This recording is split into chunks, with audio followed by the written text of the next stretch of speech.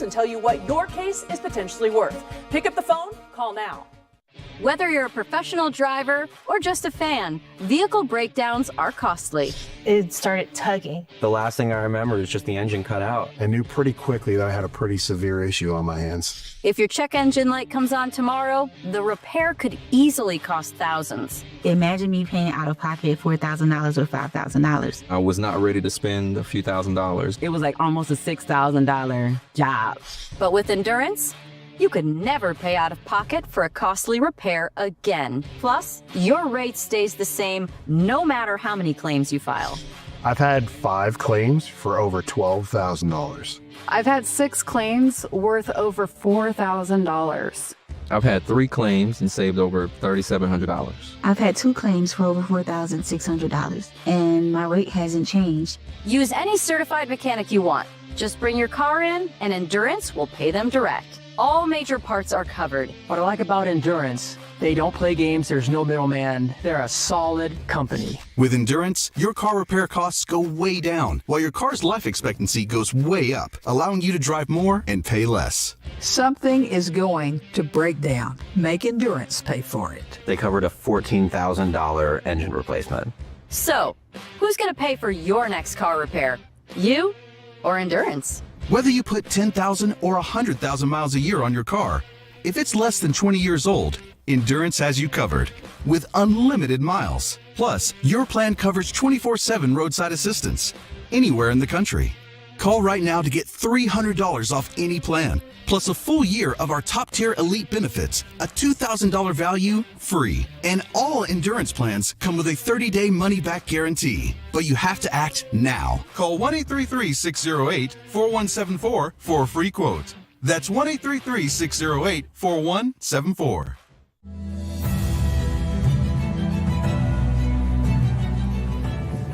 President Trump is leaving little doubt about his plans for Venezuelan oil. The president wants it, and he's willing to do a lot in order to secure it. Foreign Affairs correspondent Alex Salvi has the details. Yeah, John, Janine, good morning to you both. President Trump says that the United States could be running Venezuela for years, as he put it, and insists that the new government to Caracas is basically caving to all of his demands. In an interview with the New York Times on Wednesday, Trump saying that the interim government in Venezuela is giving him everything that he's asked for so far.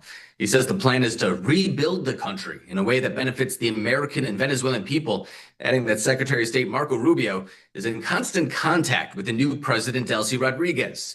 Now, the Department of Energy releasing a fact sheet for the administration's strategy to realign Venezuela's interests with the United States. It explains how Washington will control oil flows from the South American country, largely going through the United States, and any revenues being held in American accounts before being dispersed, with many of the funds going towards revamping Venezuela's overall oil infrastructure. Now, if successful, the plan could effectively give the United States control of most of the oil reserves in the Western Hemisphere and accomplish the White House's primary goals, which is boxing out Russia and China and lowering energy prices. The administration, as we know, executed raids on 2 ghost fleet oil tankers on Wednesday that were tied to both Iran and Russia, with the White House adamant that operations are going to be very different in Latin America.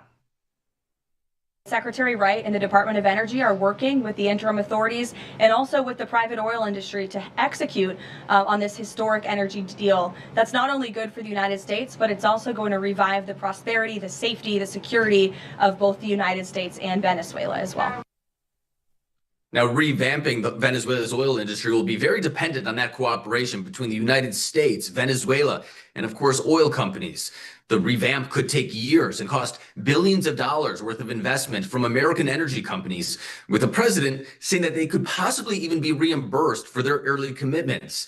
Now, many oil executives will be heading to the White House on Friday to hammer out some of these remaining concerns, including the security situation in Venezuela and the possible returns. But there's no denying the tremendous opportunity that could exist here. That is, if everything goes according to plan. John and Janine?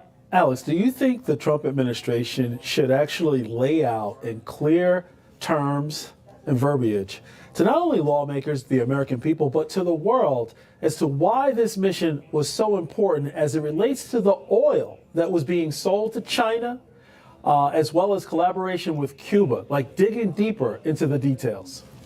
Yeah, well, I think it's trying to do that. We do see Marco Rubio being very transparent when it comes to what the direct operation here. And even people who are typically skeptical of intervention in some other parts of the country, what they are finding solace in right here, or at least finding some confidence in, is the fact that President Trump is very outspoken about the fact that this is about oil to a large degree, which is a national security concern. It's unlike the Afghanistan and Iraq situation where we were told one thing and maybe it was about something else. So true. Thanks so much, Alex. You're watching theDove TV, encouraging and informative for San Francisco and the Bay Area. Seen on KURK3 and these Dove TV affiliates.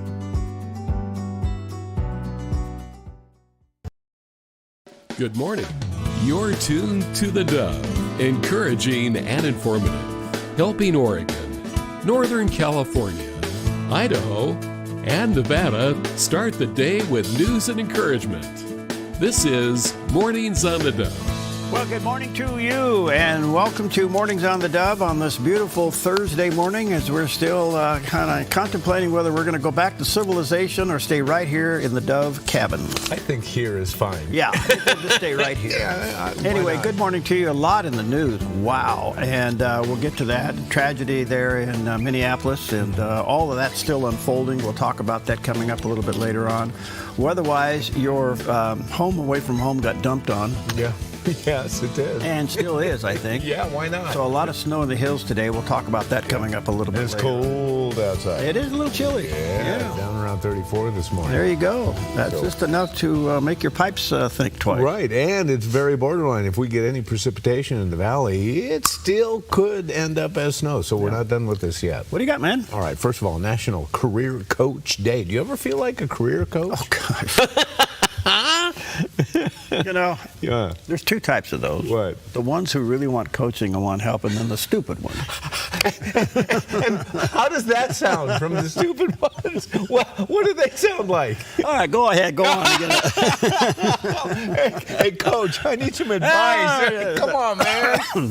All right. Well, you know, that was a joke. Don't send me any mail. I really am a nice guy, but there are stupid people out there. There are these professionals that are up to date on current employment and hiring practices. Okay. And they specialize in helping people plan careers, create dynamic resumes, teach interview and wage negotiation skills.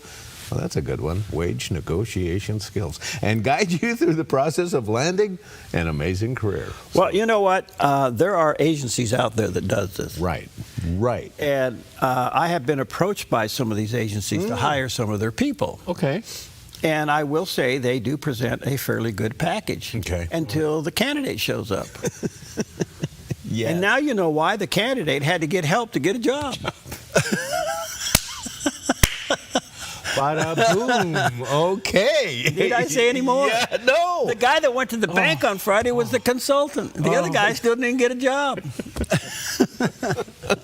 Good luck out there in the job market. Call me, I'll save you a lot of money. There you go. All right, I love it. It is also National Winter Skin Relief Day. Of course, skincare is the emphasis of this, and hydration. You know, it gets cold and dry out there. Your hands start to chap up. You know, it happens. So, you know, it's Winter Relief Day, and that may be, you know, lotion or natural oils. You know, in fact, it's interesting because when it gets cold, we like to take hot showers, but they say that's not really good for your skin. It can further dry it out. Right, strips the skin of its natural oils called ceramides. Oh. And causes inflammation. Oh. Inflammation is not our friend. No. So be careful, you know, get hydrated, but careful with it. They say actually, you know, a warm shower is best. And of course, the other thing maybe we like to do in the cold weather is take a steaming hot bath. Oh, yeah. It does the same thing. So do you take long showers or short showers? I take what I have time for. If I have time for a long shower, I do.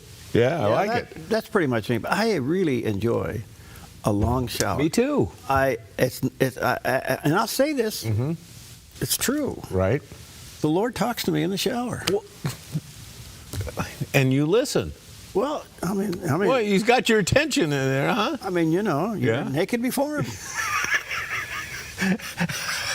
It doesn't get any more. What a way to start our morning. It doesn't get any more pure than that. Let me ask you this, okay? I've noticed something since I had this recent injury, last year. Yeah, the little leg thing. Yeah, that little thing. We had to get one of those teak benches in our. Oh, and you had to sit down in the shower? Yeah. You can get longer in the shower if you sit down. Oh, God. You turn that into your kneeling bench? Now? Do you pray in the shower? That's a great idea. Oh, yeah. You ought to do that when Pam walked by. Yes, I'd be. What an image. What a mental Pam is going. Oh, golly. Move on, quick. Get out of here. It is National Joy Germ Day. And what that means is, we live in a day and age now, especially, in this season, there's a lot of germs floating around out there. We got COVID, we got flu, we got a type of a flu that wasn't included in the flu shot that has run rampant. Yes. But this is a germ that we call joy. Be in a good mood, be up, be friendly, be happy. Let that spread. That's the joy germ. God. All right, good luck with that. Also, National Argyle Day. Do you have any Argyle sweaters or socks? Socks. Yeah. They're actually, the new thing now is to wear wild-colored socks. No matter what you're wearing, you wear wild-colored. Yeah, George H.W. started that stuff kind of, didn't he? He did. Yeah. But if you look at some of the other TV shows, the anchors are wearing crazy socks. Yeah. And you know what's going on, especially with my young grandkids? Mismatched socks. Oh, well, there you go. Intentionally. Well, those are the ones the opposite ones that got lost in the dryer. Right. And you know who doesn't care that they wear mismatched socks? Their moms. Okay. Because they don't have to go find the other ones. Yeah. So anyway, enjoy your Argyle Day, and only one thing to eat. It's sweet. It's nice. It is National English Toffee Day. Originating from the early 19th century England, it was initially a cheap treat for the working class, made from simple ingredients like sugar, butter, and molasses. Okay, when we look at toffee, we kind of, conjure up American versus English toffee. What's the difference? Well, both English and American toffees share a common base of sugar and butter. American toffee often includes nuts and a thicker chocolate coating. In contrast, traditional English toffee focuses on the purity of its flavors, typically showcasing a thinner layer of chocolate or none at all. Okay, now, I'm not an expert here by any means, but my mouth is. Yeah. I like the crunchy ones. I don't like the chewy ones. Right. I'm with you. Yeah. And can you make a blizzard out of English toffee? Why not? Why not? All right. Enjoy. Wow. Crunchy, chewy, he's all that and above. And he now has a prayer bench in the shower. A look at our weather from Grange Co-op. Today in northern Oregon and southern Washington, a chance of rain and snow mix, then rain with daytime highs in the mid-40s for Vancouver, Portland, Wilsonville, and McMinnville, with little or no snow accumulation expected. Moving down the Willamette Valley with rain mainly before 4 p.m., daytime high temperatures will be in the mid-40s for Salem, Albany, Corvallis, and Eugene, with overnight lows in the upper 30s. In central Oregon, partly sunny and near 40 in Prineville. A chance of snow, then clearing to partly sunny with high temperatures near 43 in Bend and 39 in Sun River. Mostly sunny over in Boise, Idaho with a high near 40. Along the Oregon coast, rain likely mainly before 4 p.m. with daytime highs near 50 in Coos Bay and Port Orford. A chance of rain with a high near 49 in Brookings and near 50 in Crescent City, California. In southern Oregon, a chance of rain and snow, then rain for the Rogue Valley with highs near 40 for Grants Pass and Medford and near 37 in Ashland. A slight chance of snow and mid-30s in Klamath Falls. Into northern California, mostly sunny with a high near 39 in Wairika. Patchy frost for Redding and Chico, then sunny with highs in the upper 40s, and sunny in Sacramento with a high temperature near 50. Sunny skies today across the Bay Area with daytime high temperatures near 52 for Santa Rosa and Napa. San Francisco will be in the mid-50s with a light north-northwest wind, and San Jose will see a high around 54. It's a look at your Thursday weather from Grange Co-op.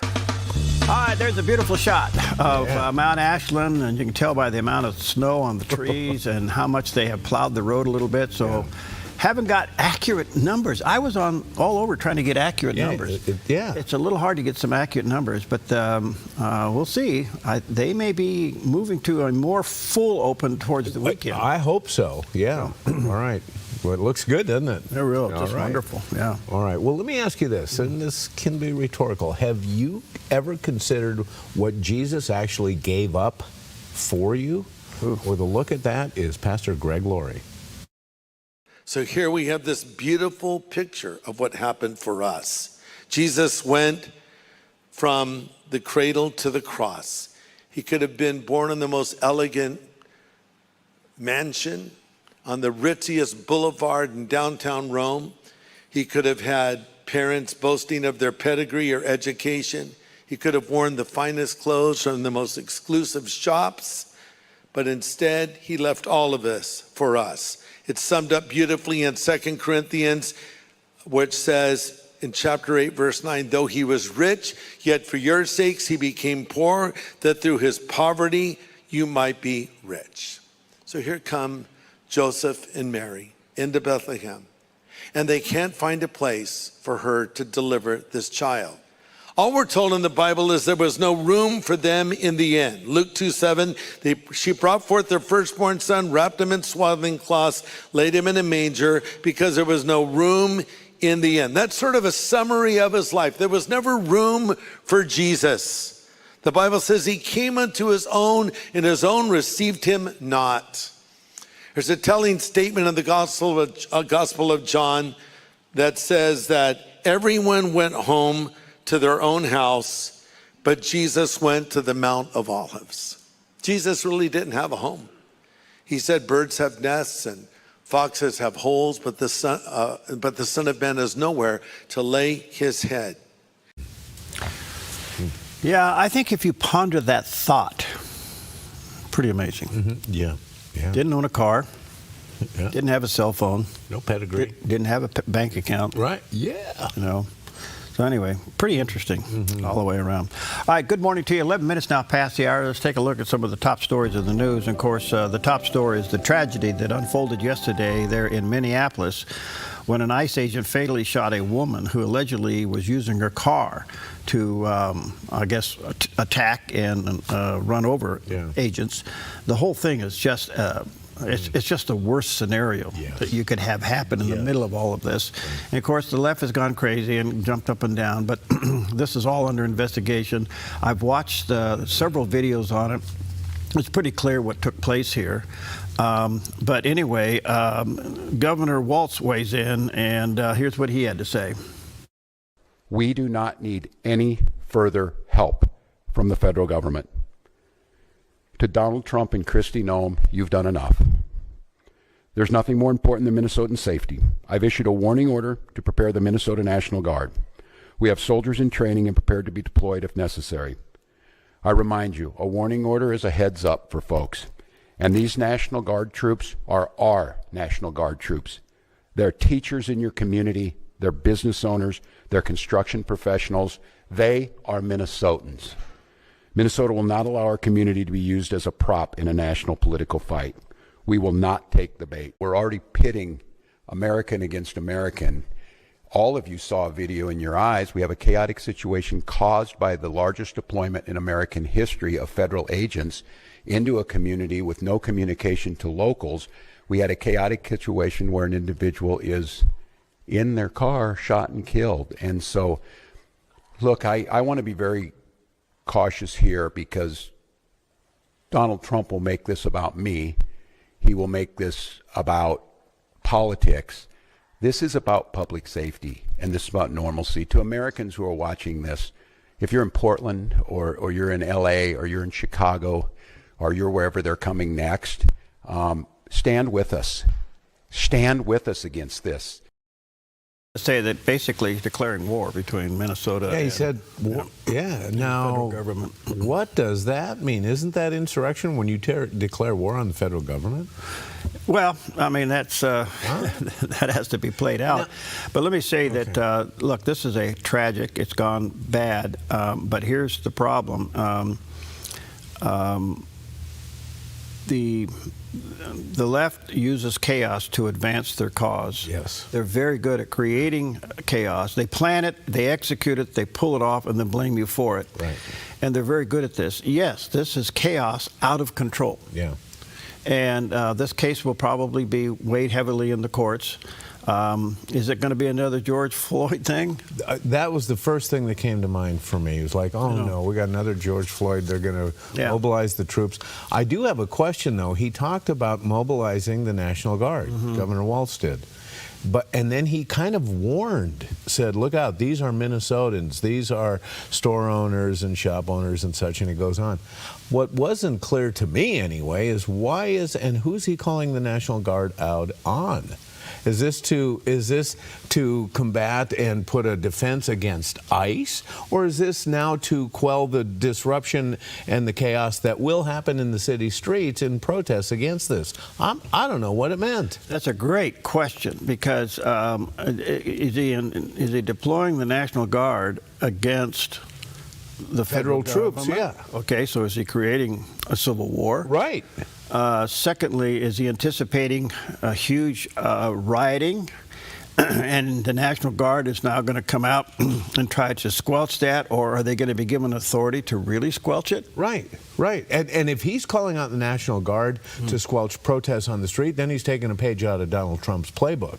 Yeah. But I have a feeling it's the opposite. I don't know. I don't know either. Yeah. Now, the other gentleman, Mr. Jacob Fry, he's the mayor of Minneapolis, and he made a comment. Now, we're not going to play the comment that got him into trouble, but he's basically telling ICE to go away. That's what he had to say. We've dreaded this moment since the early stages of this ICE presence in Minneapolis. Not only is this a concern that we've had internally, we've been talking about it. They are not here to cause safety in this city. What they are doing is not to provide safety in America. What they are doing is causing chaos and distrust. They're ripping families apart. They're sowing chaos on our streets. And in this case, quite literally killing people. Okay, so the argument now that it's starting to emerge out of this will be, and I'll say this, okay, and based upon only a feeling. Okay, feelings. I think you will see a gradual pulling back of ICE activity. Okay. The ICE activity is to get illegals. Exactly. Yeah. Okay. And they have made some mistakes in doing this. There's no question about it. But their assignment is to get the illegal out of the country, and especially those that are part of gangs and everything else that's going on. Yeah, and the ones who are murderers and rapists. Right, committing crimes. And committing crimes and drug lords and all that. I will say that they're going to narrow that focus down a little bit. But what's going to happen here is this could flip back on the left, because if the rioting is going to continue and the ICE activity starts to shrink back, then what is their purpose for being on the street? Okay? Yeah. But I hate to say this, and I want to say it with a broken heart and very cautiously. We better be thinking and praying for that a civil war in this country does not break out. Yes. Yeah. Everybody's on the edge. Yes. And the left is very good at creating the chaos. So some kind of civil... This what happened in Minneapolis, this could spark it. Yeah, yeah. And so it's a very unfortunate thing that took place. We don't know all the details yet. That has to be played out. But the left creates this chaos, blames you for it, and they love chaos because it helps them to advance their cause. And let me ask you this. Do you think that the attitude of those leaders on the left, we look at the governor, we look at the mayor, and we see this in other, especially blue cities, where there's this defiance against the president, against the enforcement of law. And I mean, let's face it, ICE was there, rounding up illegals. They've, I heard reported, like, the last couple of weeks, 1,500 arrests. Yeah. But this open defiance against federal government, does that embolden citizens like this woman who's behind the wheel, who's now at this point of confrontation, and she decides that she's going to go ram these federal agents? Does it embolden them? Does it give them this false sense of righteousness and we're right in this cause, and we're gonna push our cause to the limit. Activism being what it is, true activism is you're convicted about your point of view all the way to your soul, that you're willing to take any kind of action. Now, there's two sides of activism. You want the activism that overthrows dictatorship. Right. Yeah. Okay. Yeah. This kind of activism is politically motivated, and it's dry. I don't know if they are protesting against ICE going after illegal citizens as much as they are just protesting their hate against Trump. Yeah. I don't know where that line is. That's a great point. Yep. So those two things are on the table. Yep. But this needs to calm down, and we'll see where this goes. This is under investigation. Yep. In the meantime, the president did something yesterday.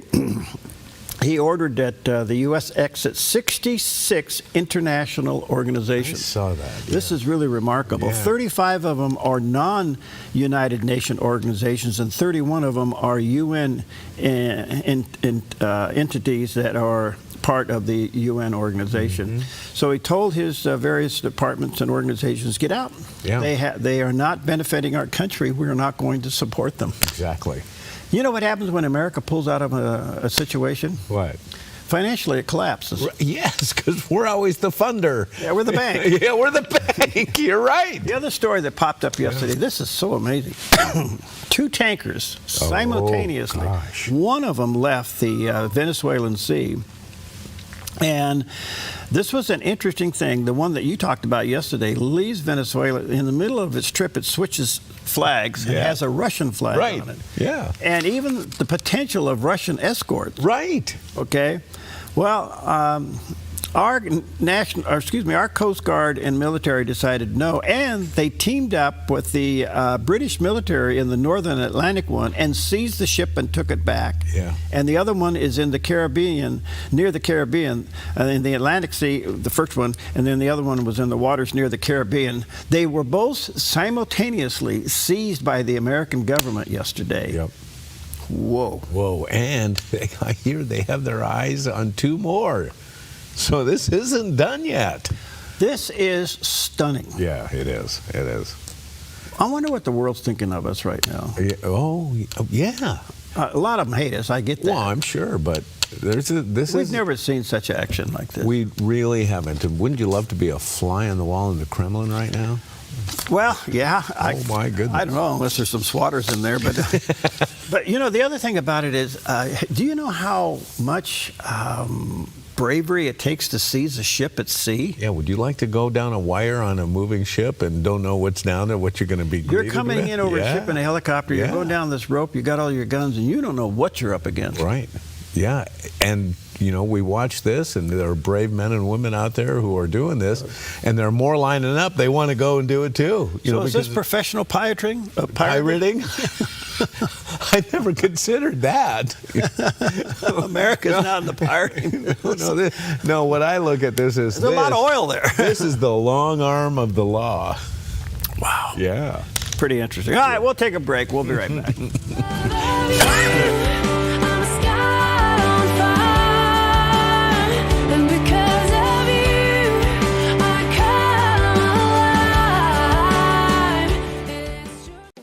Since 1934, Grange Co-op has been more than just a store. We've been a cornerstone of our community, owned by people like you. We proudly offer top quality farm and ranch supplies, including our own Rogue feed, as well as workwear, Western apparel, garden essentials, and pet care products. By signing up as a Grange Rewards customer, you not only enjoy exclusive benefits like special offers and 1% back on most purchases, but you also become part of something bigger, a cooperative that you own and help shape. Join Grange Rewards today.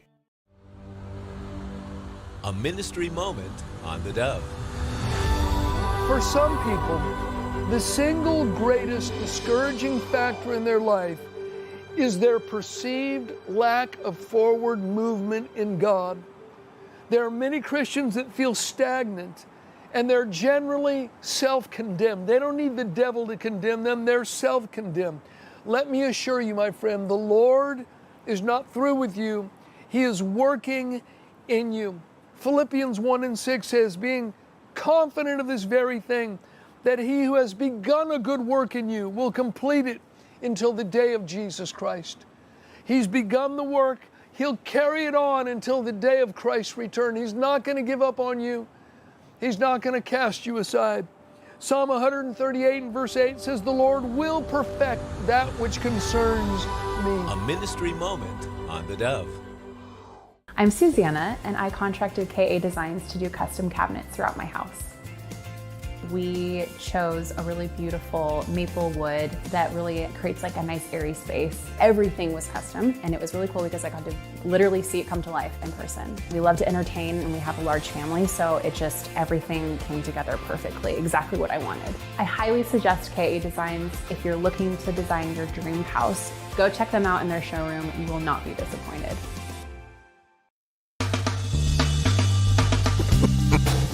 Welcome back, 24 minutes past the hour on your Thursday, and happy Thursday to you.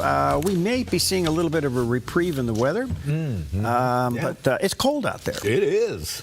Cold out there. Yeah, well, there's only one story in the Pacific Northwest, and it's really, really interesting, and that is of our own Governor, Tina Kotek, now wants to scrap her newly passed transportation bill.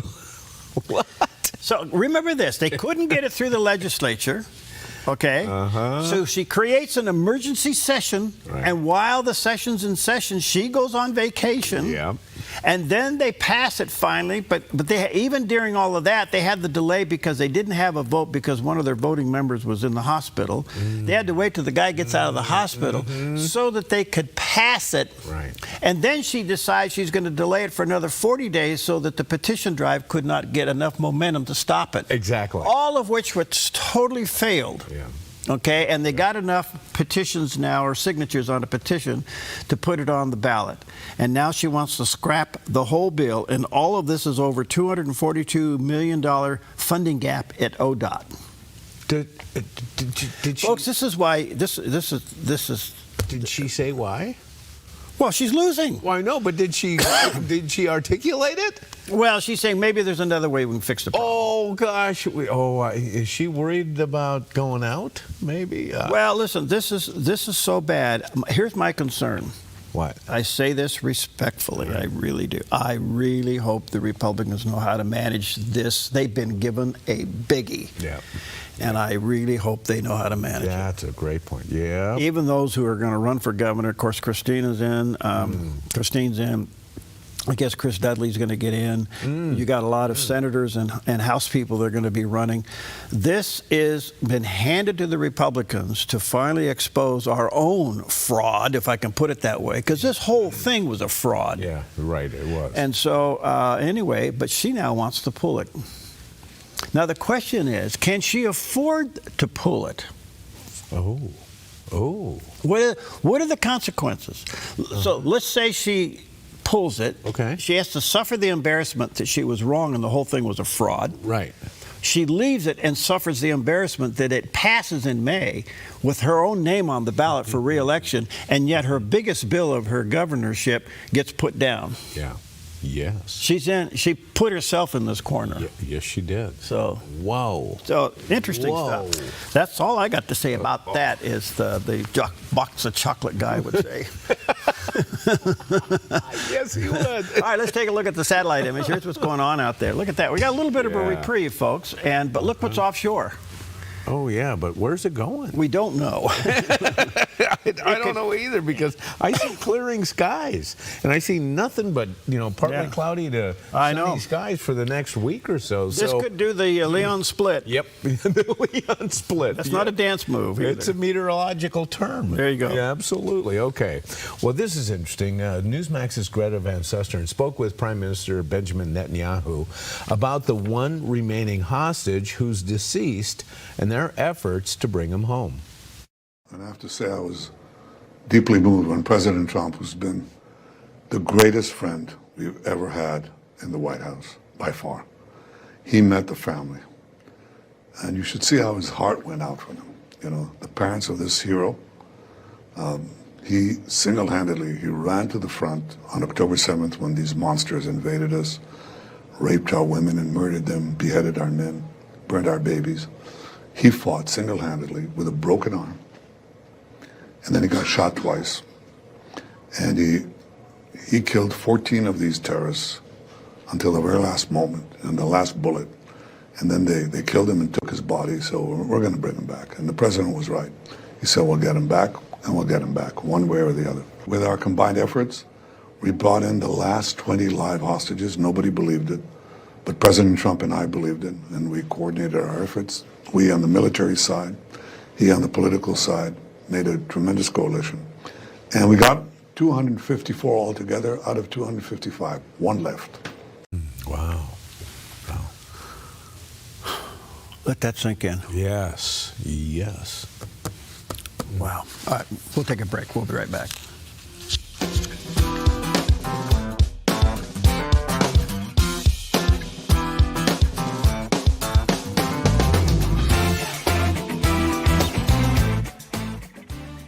Fish Lake Resort is a special place to visit during the holiday season, where you can enjoy warm holiday treats next to a crackling fire, all in a spectacular winter wonderland. Enjoy jingling sleigh rides with kids' crafts every weekend, the perfect Christmas tree, Nordic trails, and wild adventures on a frozen lake.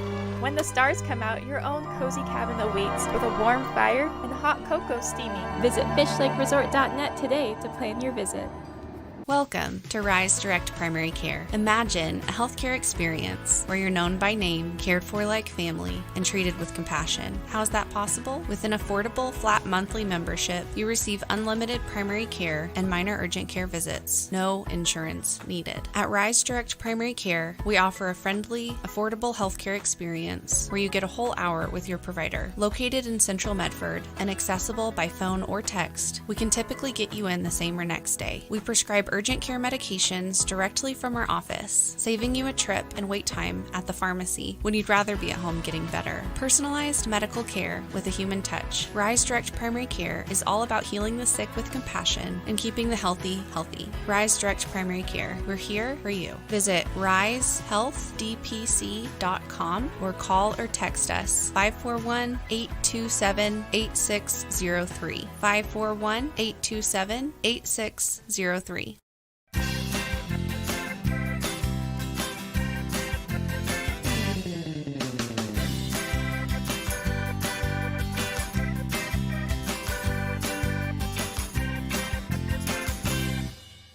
Hi, I'm the SOS Alarm guy, here to tell you about a great deal. SOS Alarm will not only beat any internet deal, but will install the system too. So burglars, beware. SOS Alarm for security and beyond.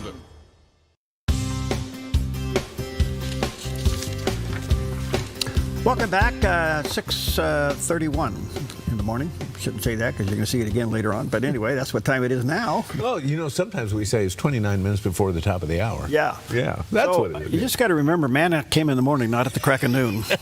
So there's something about us morning people. Yeah. People asked me the other day, how long have you been getting up early? Yeah, how long? 59 years. Really? I would say that's kind of a set routine by now, isn't it? Yeah. What happens before Peggy and I were married? I had to get up early, and then when we were married, I was a corporate pilot, and then I flew for the radio and television station. So 3:30 is late for me. So what do you look like at like 8 p.m.? Not much. No, I go to bed at 7:30 and I read to 7:31. It's hard getting through the Bible in a year. It is, yeah. Oh, golly. All right. Well, anyway, the world and all of its activities. Back to Iran. Are the people, we the people, are going to win? Wow. Wow. Let's check in with CBN News Watch. This is CBN News Watch. It is Thursday, the 8th of January. We want to begin this half hour in Iran. Historic protests and strikes swept the nation once again. Dozens of lives have been lost at the hands of government security forces. Iran's judicial and military leaders are accusing the U.S. and Israel of fueling the chaos. The chief judge is making it clear, no mercy for those accused of helping the enemy. Yet even amid the unrest and violence, the gospel continues to spread across Iran. This week on CBN's program, The Global Lane, Hormoz Sharat of Iran Alive Ministries joins us to share how the protests are different from those of the past, and he tells us how Iran's Christians are holding up. We are in touch with the people of Iran as a 24/7 broadcast. We go over the heads of the mullahs into people's homes and they respond to us. So we are daily in touch with the people of Iran. And I see a new hope in the people of Iran. But you're asking about the government. The government of Iran is very fearful. The side of the fear has changed. People used to be afraid of the government. Now, the government is afraid of the people. And with what happened in Venezuela and what Trump said that if you attack, if you kill the people, I will come to the rescue, the leadership in Iran is very afraid, even more afraid, because they attacked the army commanders in June, in the war, they attacked Iran. So when Trump says, I will defend them, it could mean that for the first time ever, he will attack the clerics. Not even one cleric has been killed over all these years. Yes, he could have done it back in June, and he did not. He wanted to spare his life. So these anti-government protests are not subsiding. Police have arrested nearly 1,000 people. At least 16 have been killed. What makes this unrest different this time, Hormoz, from what we've seen in Iran in recent years? There are a couple of differences. One is that the motivation for these protests, it used to be for freedom. We want more freedom. We don't want the covering. But this one is not for freedom. It's for bread. They're not saying, where is my vote? They're saying, where is my bread?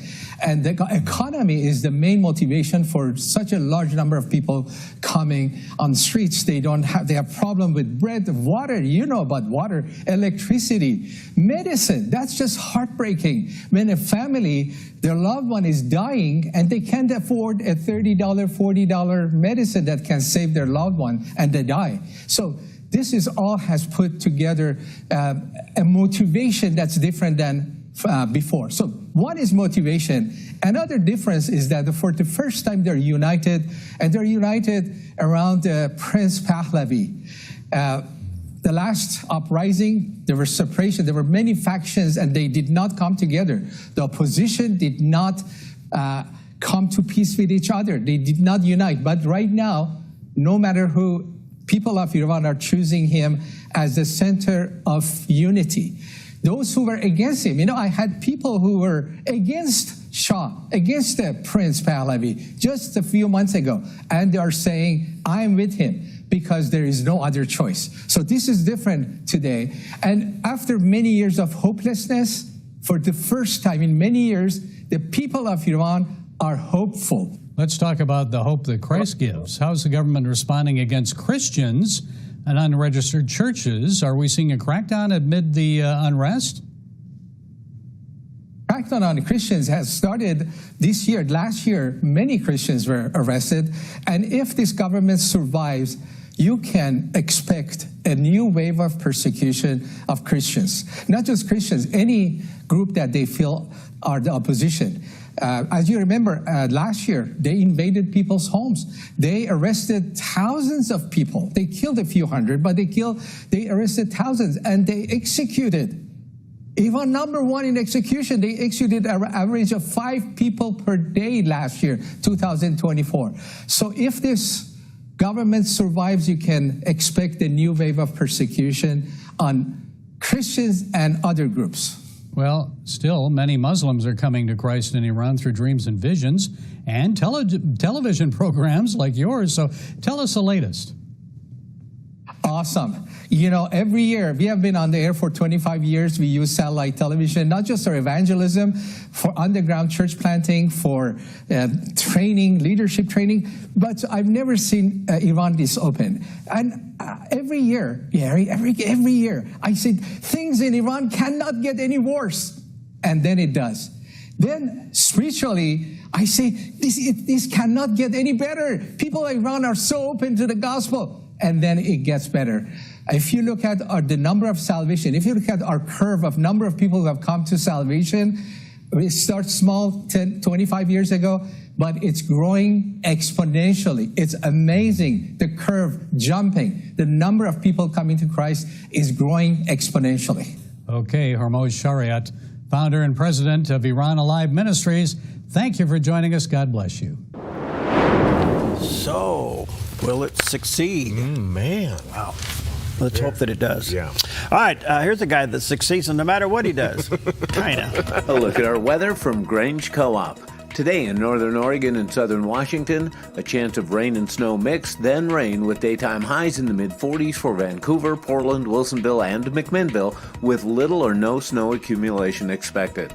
Moving down the Willamette Valley with rain mainly before 4 p.m. Daytime high temperatures will be in the mid-40s for Salem, Albany, Corvallis, and Eugene, with overnight lows in the upper 30s. In central Oregon, partly sunny and near 40 in Prineville. A chance of snow, then clearing to partly sunny with high temperatures near 43 in Bend and 39 in Sun River. Mostly sunny over in Boise, Idaho, with a high near 40. Along the Oregon coast, rain likely mainly before 4 p.m. with daytime highs near 50 in Coos Bay and Port Orford. A chance of rain with a high near 49 in Brookings and near 50 in Crescent City, California. In southern Oregon, a chance of rain and snow, then rain for the Rogue Valley with highs near 40 for Grants Pass and Medford and near 37 in Ashland. A slight chance of snow and mid-30s in Klamath Falls. Into northern California, mostly sunny with a high near 39 in Wairika. Patchy frost for Redding and Chico, then sunny with highs in the upper 40s, and sunny in Sacramento with a high temperature near 50. Sunny skies today across the Bay Area with daytime high temperatures near 52 for Santa Rosa and Napa. San Francisco will be in the mid-50s with a light north-northwest wind, and San Jose will see a high around 54. It's a look at your Thursday weather from Grange Co-op. All right, a little fog on top of the hill and some still snow falling. And that's Jerry laying down underneath the tree over there. Making snow angels down there. Why not? You're never too old. There you go. All right. Well, in the shadow of World War II, the most destructive conflict the world had ever seen, a movement of hope and healing began on this day in history. In 1945, Youth for Christ officially organized, born out of massive post-war rallies that sought to reach young people searching for purpose after years of loss and uncertainty. What started as packed stadium gatherings soon became something much bigger. Youth for Christ shifted from events to relationships, mentoring teens, building community, and meeting young people where they were. Over the decades, YFC expanded across the United States and into more than 100 countries, focusing on outreach to at-risk youth through schools, juvenile justice programs, and local communities. One of its early leaders, Billy Graham, would later become one of the most influential evangelists in history, helping shape the organization's global reach.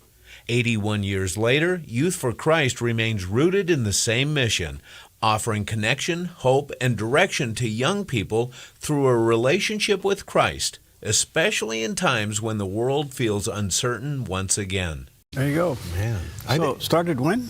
1945, right after the war. I did not realize the Billy Graham connection there. Well, that's actually what launched his I didn't preaching. realize that. Yeah. See, it was like 10 years before I was even a gleam in my mother's eye. I got to talk to her about that. Okay. Hello, Mom. She's listening right now. Yes. I don't know. Yeah, I know. She goes, I thought that many times, Terry. Yeah, well, hang in there, Mom. Okay. There's a special award for you. Okay. Yeah, there is. All right, well, listen, one of the big things coming up is whether or not we're going to have another shutdown, and it's all over the health care and the Obamacare. Remember, it's called the Affordable Care Act. That needs subsidies to stay alive. Now, you figure to make that it affordable. Really affordable. Right. Well, they have, this is part of Congress. They always have these times where they go away and they have these retreats, and then they go into session, and then in between the holidays and going back into session, they have these retreats and everything. So they have them usually in town there. The president went to the GOP retreat and told the legislators there on how he thinks they can beat the Democrats on this issue. And here's a little bit of what happened there. But one thing I did see and find out in the last 2 months, when you tell the people that we want the money to be paid to the people so the people can buy their own health insurance and health care, it's like, and I just said it, and I said it because I read a story on the front page of a certain paper that I don't even mention because it's so stupid paper, it's so bad, it's gone so far off the Wall Street Journal, I don't mention it. I refuse to tell you that it's the Wall Street Journal. They've lost their way. This is not the Wall Street Journal of old. But I read a story on the Wall Street Journal, and it said that the insurance companies are making so much money. They weren't demeaning them or anything, and I guess as an investor, you're happy. When I read that, I said, wait a minute, they're making that kind of money, and they're making it because of stupid politicians, I hate to say, that we allow them to make it.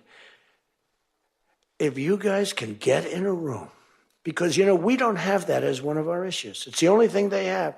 They're lousy at it. They came up with Obamacare. We tried to fight it. We almost had it won, but we didn't get 3 votes. We should have gotten them.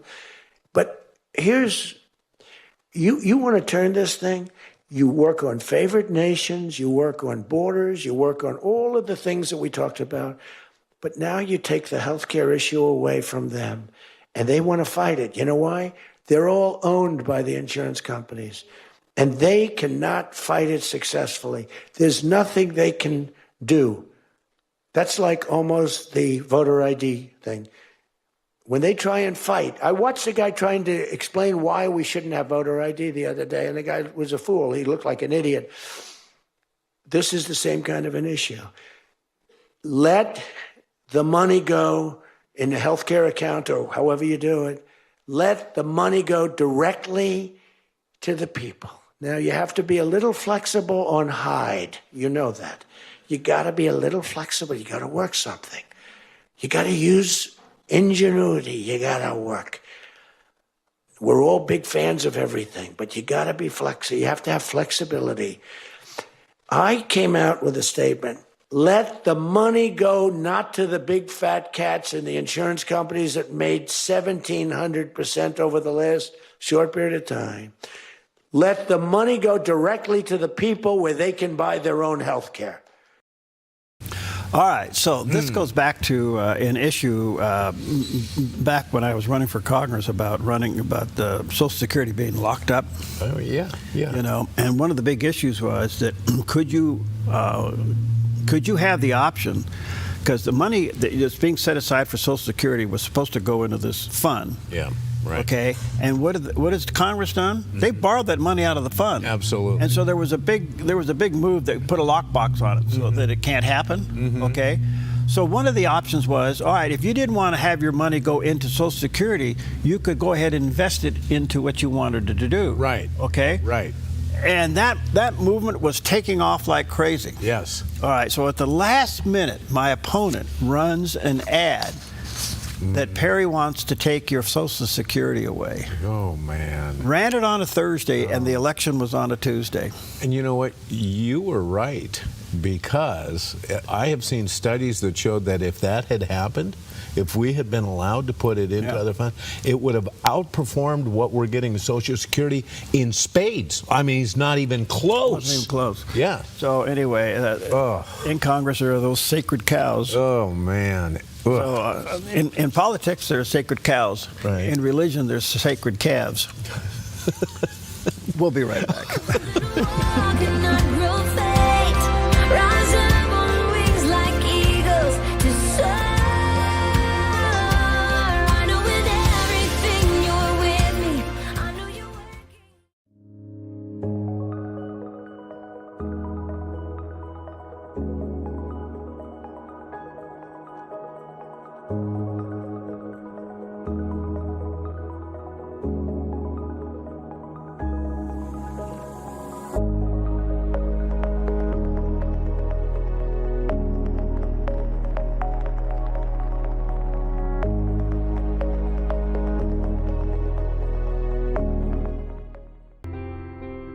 Heavenly Father, I just want to say thank you today. I don't want to pray just when I need something or when things aren't going my way. I need you all the time, no matter what is going on, and I just want to say thank you. Even though things aren't perfect, you are, and your plan for me is. Thank you for your grace, for your mercy, for your unconditional love for me. And most of all, thank you for sending your son Jesus to die for my sins to prove that unconditional love. That even while I was a sinner, he died for me. Thank you. In Jesus' name, amen. Twin Factor is brought to you on the Dove TV by Black Flag Armory. Firearms, gunsmithing, training, and the best prices in Southern Oregon. Twin Factor, weekends on the Dove TV. Buying or selling a home can be stressful. It's one of the biggest decisions you'll make in your lifetime. That's why it's important to work with someone you trust, someone who has the right experience and knowledge of the market. Hi, we're Patrick and Paulina Lizer with Lizer Real Estate Group. And whether you're looking to buy or sell a home, our mission is to take the stress out of the transaction and make it as seamless and rewarding as possible. Contact us today. We look forward to working with you. All right, 10 minutes before the hour on a beautiful Thursday morning, better known as Friday Eve here at the Dove. And we can tell because Jerry starts to slur his words by the end of the day. I'm having a lot of trouble right now. Anyway, hey, I just want to give a little shout out here. It's too bad we don't have a camera going the other way today. Yeah, I know. Maybe we got to set that up. Yes. Yeah. But when we designed our new studio, we designed it for multi-purpose, and today is a classic example of why the Lord led us to do this. Mm-hmm. And coming up this morning, the Medford-Jackson County Chamber of Commerce has their coffee here. All right. This place is loaded with chairs. Yeah. There's so much food over here and over there. And the staff left a sign that said, we weren't supposed to eat. Left me a note right here as I pulled in this morning, just for me. But you can tell them that you could tell it was late at night when they did that. Oh yeah, because the sign said, "Eat the chamber, leave the food." So they were a little tired when they wrote that note. Anyway, kind of what's going on. I got the message. All right. Hey, so the Middle East, and especially in Israel these days, there's a lot of news going on. And, of course, we have this very unusual and grateful relationship with Chris Mitchell from CBN News. And the last time he was with us a couple of days ago, I asked him, I said, Chris, what's the 30,000-foot view that's happening over there? And here's what he had to say. Well, we just had a meeting with Prime Minister Benjamin Netanyahu, President Trump at Mar-a-Lago. They talked about a lot of things that are going to have an impact on Israel and the Middle East. Probably number one is Iran and the threat of Iran. They're rebuilding their ballistic missile capability and their launchers as well. So that's one of the issues that really is facing Israel and the U.S. Apparently, they're on the same page and believe that a strike against these ballistic missile launchers, it would be warranted. The other question they have is maybe just as important right now is Gaza. What's going to happen with Gaza? Will Hamas disarm? They've said quite openly they will not, but who would be the entity that could do that? It really seems to be the IDF, the only one. And will we go to phase 2 and eliminate this need to have Hamas disarm? That's the position of places like Qatar and Turkey. And also, what about this international stabilization force? All issues that are facing Gaza. And so that's another thing that they talked about. So many things happening in as we on the cusp of 2026, Perry. Yeah, well, here we go. And a lot of fronts over there, so it'll be very much in the news for quite a while. Yeah. All right, coming up, we have a special edition of Focus Today coming up today because this turns into a party house here in about an hour. Yeah. We'll talk about that a little bit later on. What do you got there? Well, what was meant to be a picture-perfect proposal on a scenic sky bridge nearly turned to disaster until an unexpected hero saved the day. Trevor Van Camp planned a surprise weekend at Boyne Mountain Ski Resort, choosing Michigan's Sky Bridge as the place to propose to his girlfriend, Danielle Jenkins. High above the snowy slopes, Trevor dropped to one knee, opened the ring box, and then disaster.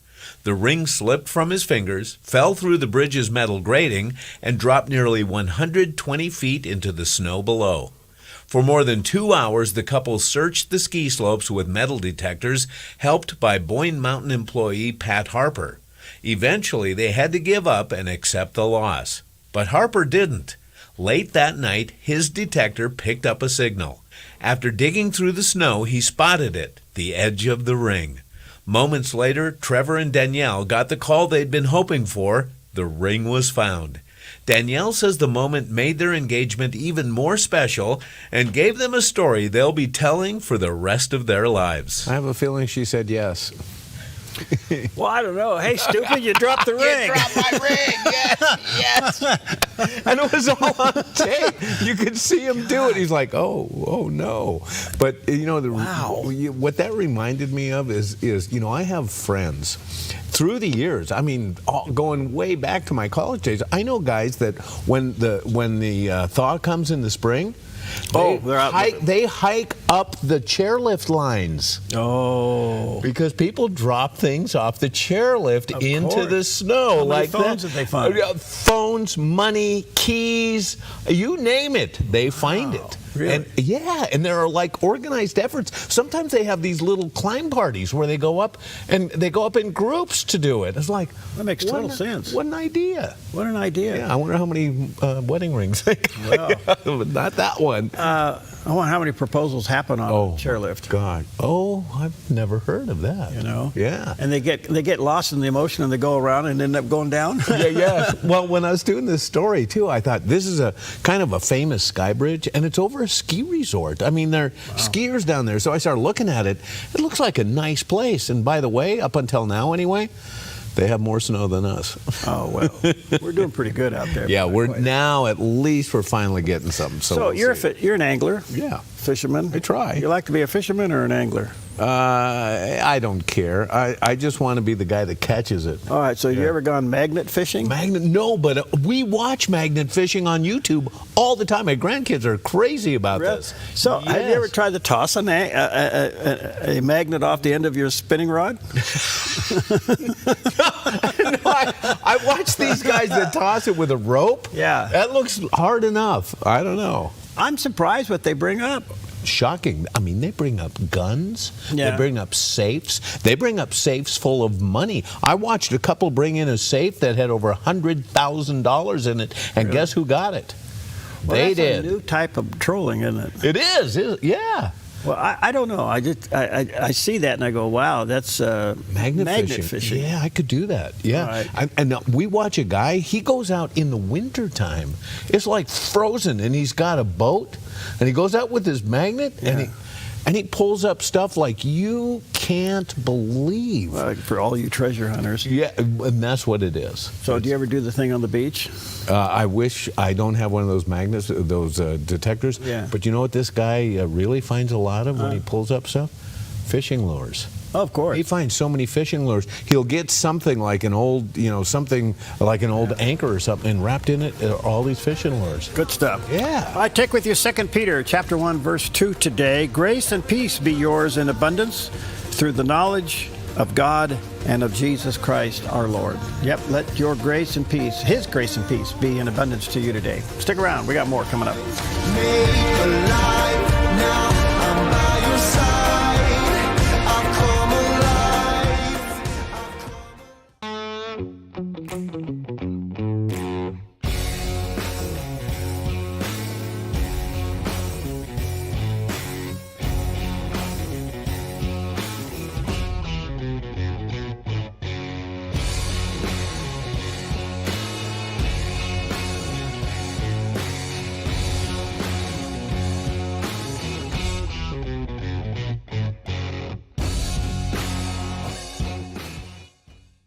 Applegate River Golf and RV Resort, a pristine 9-hole course alongside the Applegate River. Their clubhouse offers a golf simulator experience. The RV Resort is adjacent to the golf course with convenient pull-through parking. Applegate River Golf and RV Resort. Information at applegaterv.com.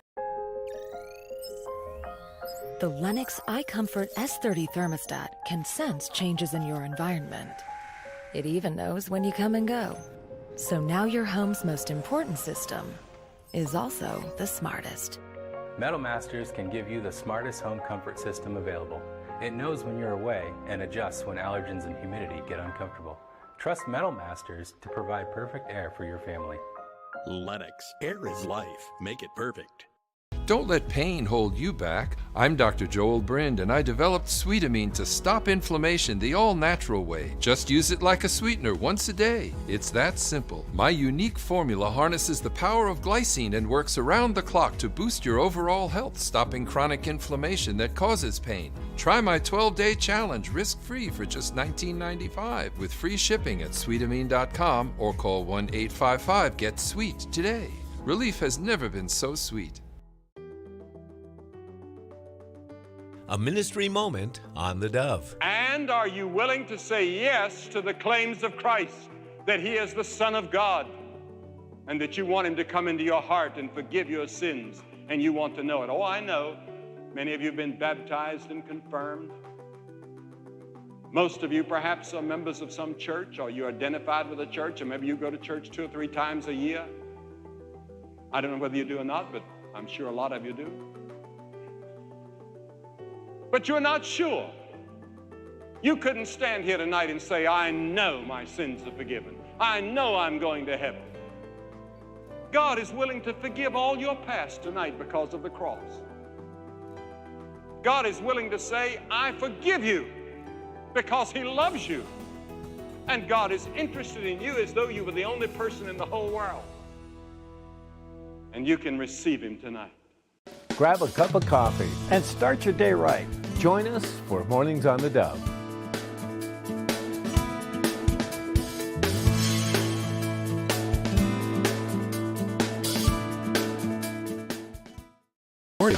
You're tuned to the Dove, encouraging and informative, helping Oregon, Northern California, Idaho, and Nevada start the day with news and encouragement. This is Mornings on the Dove. And good morning to you. Happy Thursday. Welcome to Mornings on the Dove. We're here at the Jerry Hideout. Oh, yeah. This is where he hides out when he's running from the IRS. Hey, right. What better place to hide out? Look at the view. It's got skis on the mantle. There's snow on the hill. Another day at the Dove cabin. We can go fishing if we want. Yeah, you can do everything you want. All right, I'm staying here. All right, good stuff. Anyway, good morning to you. Happy Thursday. A lot going on in the news. There always is. And we'll bring it to you from our point of view. Yeah. Which is interesting. Yeah. And let's see here. Weather-wise, we may have a reprieve, even though we're still getting a little snow at the top of the hill. We'll talk about that a little bit later on. Yep. Good morning, buddy. What do you got? Well, you know, I thought of you when I saw this. It is National Career Coach Day. Do you coach people into different forms of careers? Is it coaching or counseling? Well, you know what? I think there's probably a little bit of both, isn't there? Yeah. Let me ask you this. Yeah. When you find somebody who's in a job that isn't really meant for them, and they're kind of struggling, and you sense that maybe they would break out in another field, what do you do? That's a great question. In fact, you know, there's a time where this coaching thing, in fact, it's still out there. It's a big business. It is, yeah. You know, and people will hire a coaching agency to put their resume together and everything. Right. And then go out and hunt around for them, do things like that. And then there's personal coaching. Have you heard about that? I have. Okay, so the personal coaching is they pick you up where you are now and try to coach you to advance. Okay. Oh, yeah. Okay. Well, I go back to something I always say. There's only 2 things that are going to make you change. Okay. Inspiration or desperation. So if you want to spend a lot of money on a coach, go right ahead. You know. So to your point, I have helped people realize they are a round peg in a square hole. Yeah. Is it hard to tell them that? Well, you know, is it hard to tell them that? Yeah, it's touchy, but at the same time, you know, if they're asking your advice. Right, yeah. And I'm trying to am I the voice of the Lord for you at this moment? Goodness, all right. And I think one of the hard things is for us to realize seasons come and seasons go. And there's nothing more miserable than being in a job you can't stand. Yes. Because it ruins your personality. Right. It ruins your home life. Yes, and it ruins your fishing. Totally. You have a rotten attitude when you want to fish. And it invades the workplace. And it does. Yes. You become an island in the workplace. Yep. And you're polluting the atmosphere.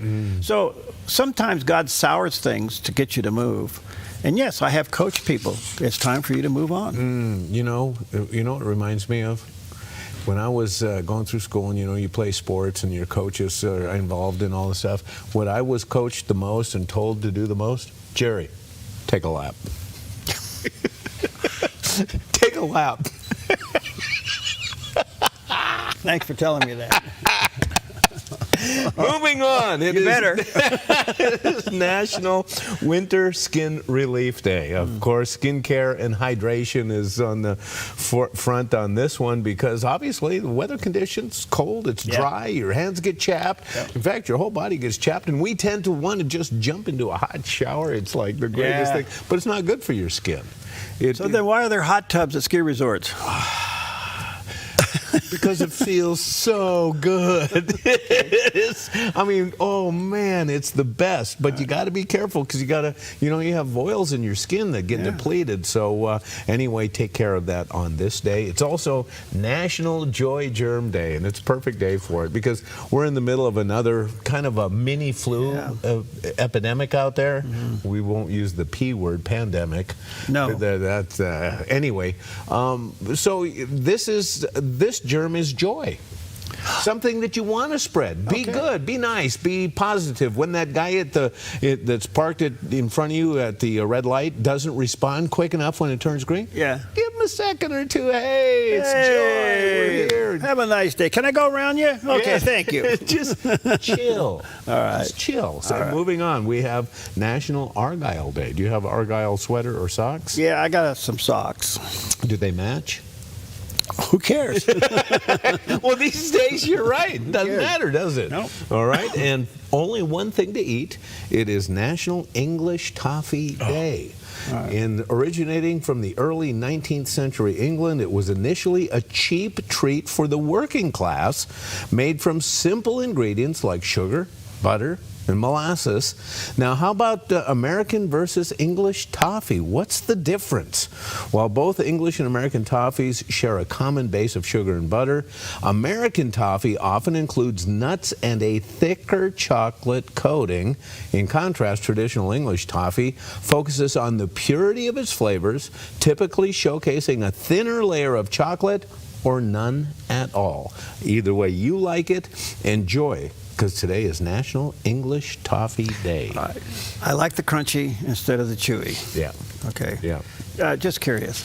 How many years you and Pam have been married? We've been married 47 years. In a row? In a row, same, same woman. Okay. Yeah. Okay. Yeah, going on 48. Well, here's the guy for the last 47 years that Pam has been telling to take a lap.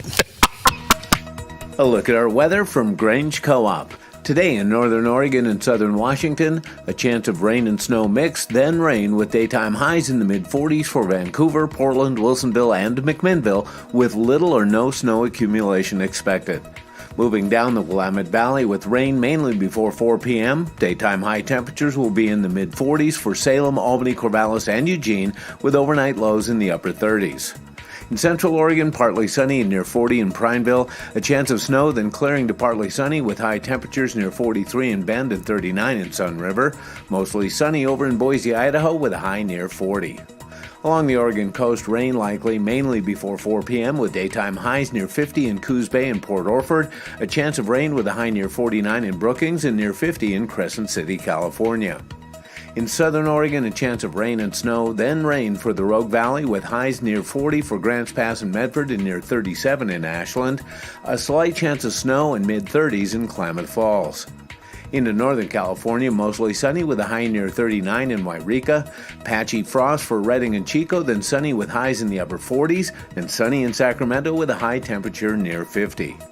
Sunny skies today across the Bay Area with daytime high temperatures near 52 for Santa Rosa and Napa. San Francisco will be in the mid-50s with a light north-northwest wind, and San Jose will see a high around 54. It's a look at your Thursday weather from Grange Co-op. All right, more snow coming down at the top of the hill, and a little fog up there. So look at that. Mm-hmm. That's the picture we were looking for in November. I see a light. Yes. I see a light in the parking lot. It looks like there's a little activity. We don't know what's going on as far as the opening, but we know there's some activity up there. All right. Well, this is interesting. Do you dare be honest with God? Well, here is Pastor Greg Laurie with a great message this morning. You know, he's a bad teacher. That's why he gives me bad grades. My boss just hates me. That's why I got fired. It had nothing to do with my performance, or I don't know how that crazy thing got posted. Someone hacked my account. You know, we never want to take responsibility for what we do. God says, have you eaten of the tree I told you not to eat of? Who told you you were naked? Was God ignorant, and was he looking for information? No. God knows all things. He was looking for confession.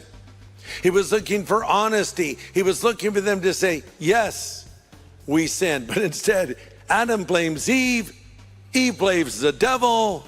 No one wants to take responsibility for what they have done. But God is ready with a solution. The Bible tells us that Jesus Christ was slain from the foundation of the world. What does that mean? That means that before there was a planet called Earth, and in that planet a garden called Eden.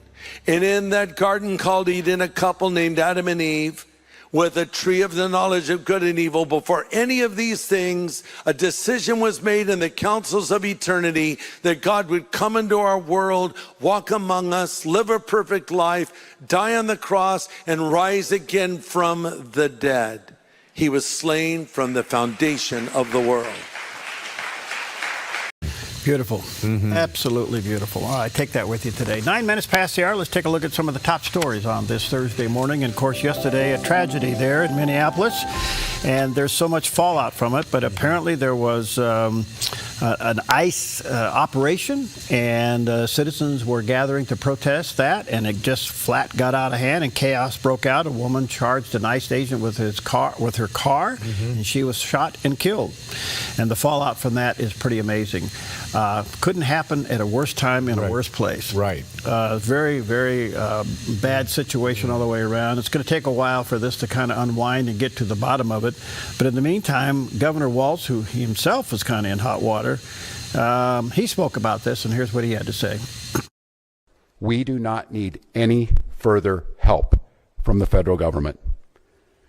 To Donald Trump and Kristi Noem, you've done enough.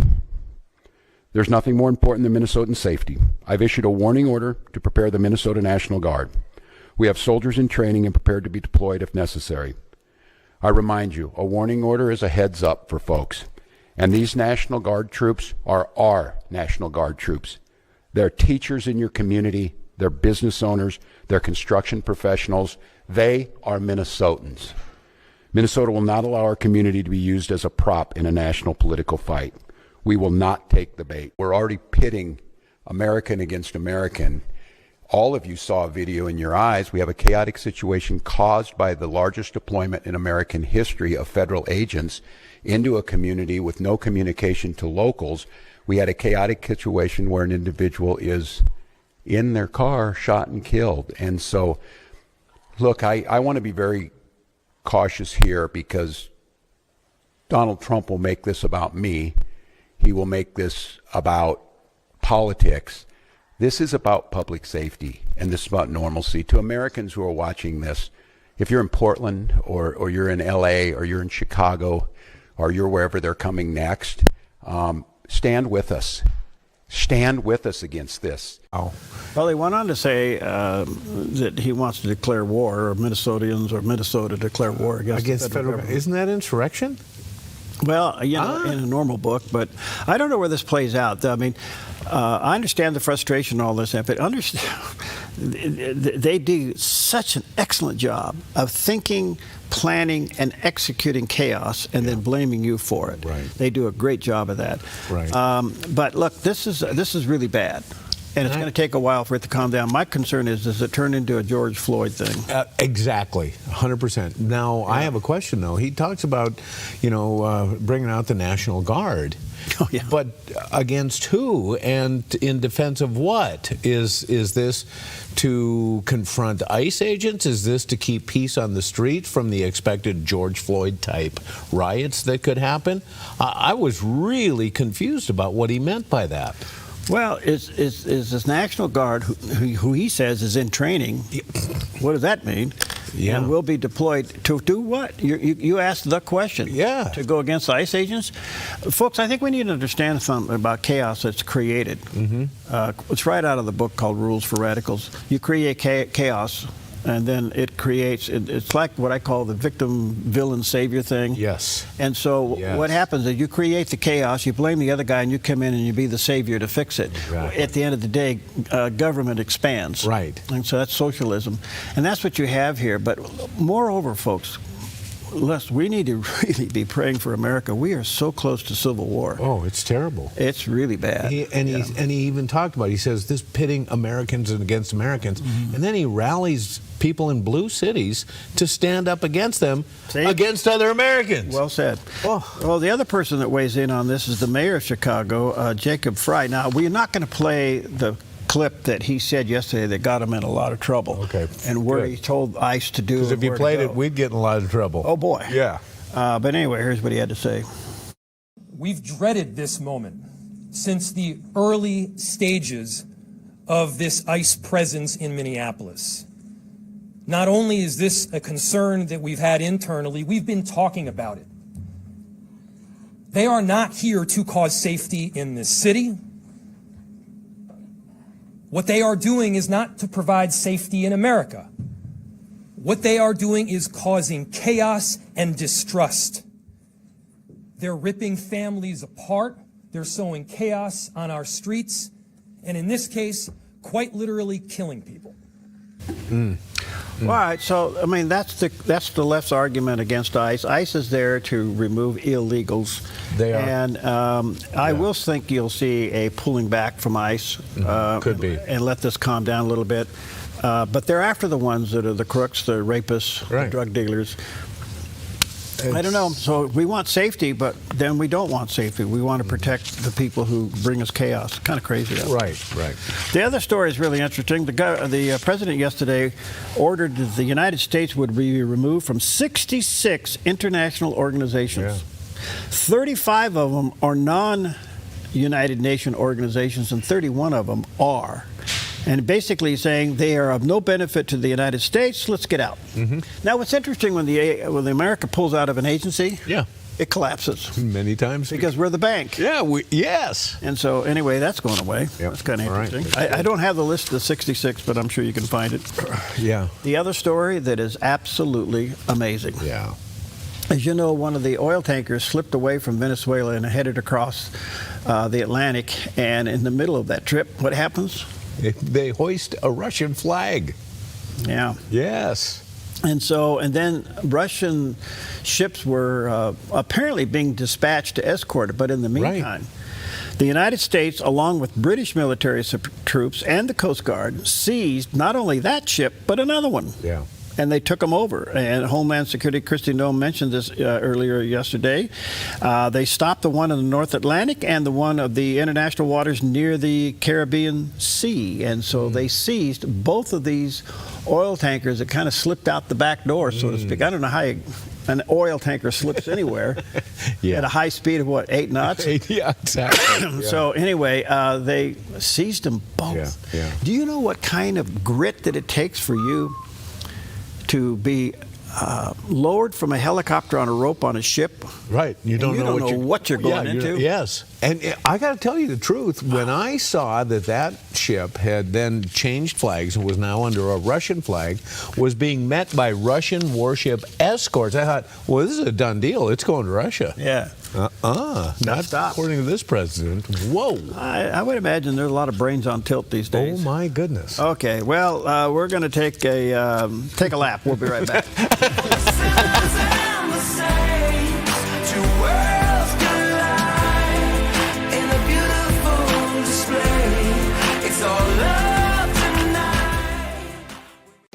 Since 1934, Grange Co-op has been more than just a store. We've been a cornerstone of our community, owned by people like you. We proudly offer top-quality farm and ranch supplies, including our own Rogue feed, as well as workwear, Western apparel, garden essentials, and pet care products. By signing up as a Grange Rewards customer, you not only enjoy exclusive benefits like special offers and 1% back on most purchases, but you also become part of something bigger, a cooperative that you own and help shape. Join Grange Rewards today.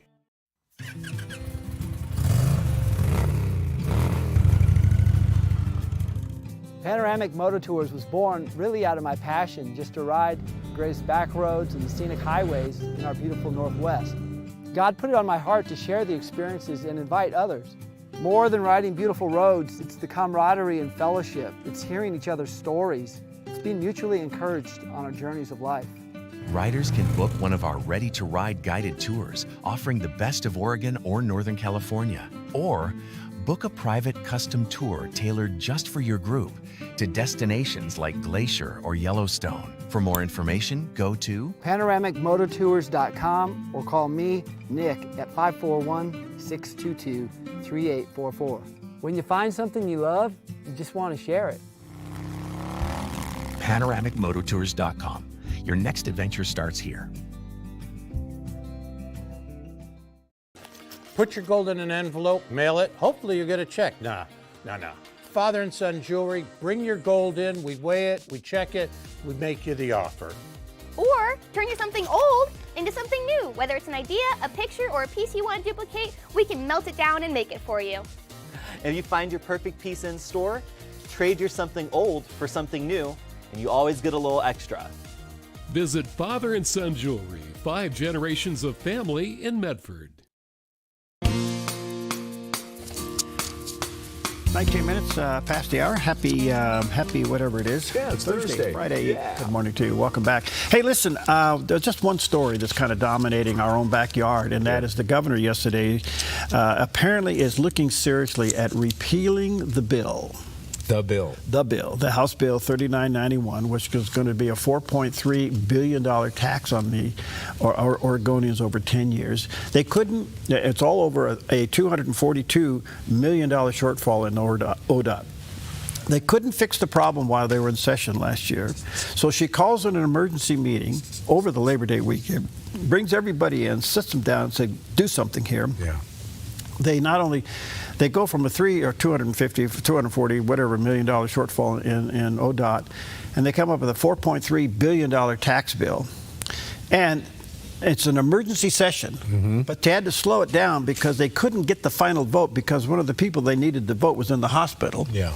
So they had to wait till the person gets out of the hospital so they could pass it. Yes. So finally they passed the bill, and then she slows it down again for the next 30 to 40 days because she didn't want this petition to go anywhere. Yeah, so she has the emergency movement to get him in there, but then she won't sign it. She won't sign it. And by the way, she's out of the country. She's doing a vacation during all of this. Yes. And so now that the petition from the citizens to stop this is so successful, it looks like it will go down with the ballot, on the ballot, if it gets on the ballot in May.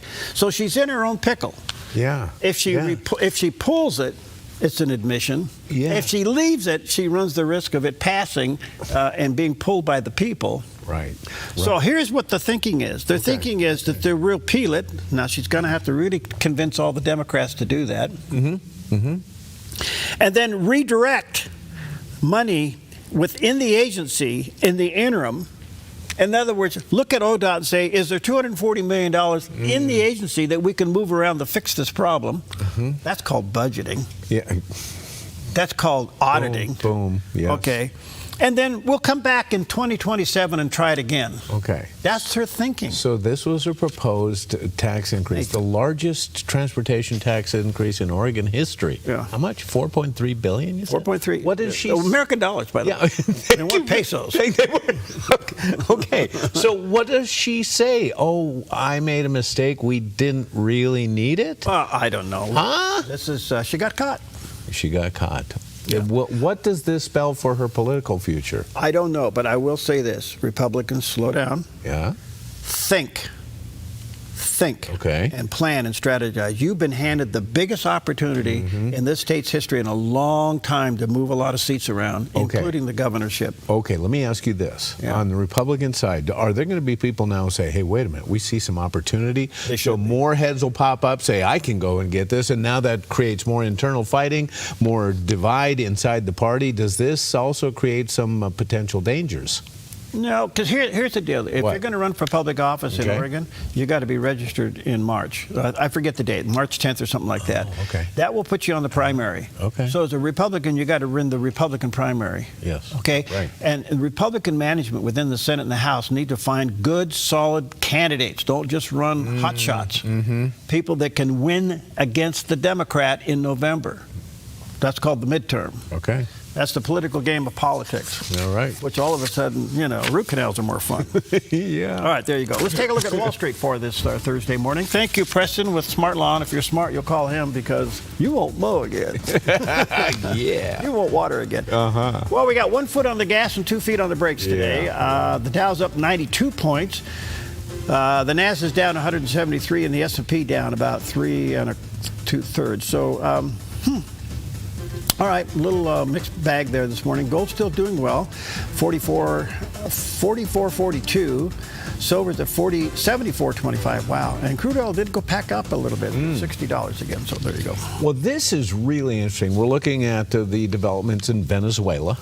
and we see them exporting a lot of drugs, and now Maduro is in jail. But do we look at this in the big picture?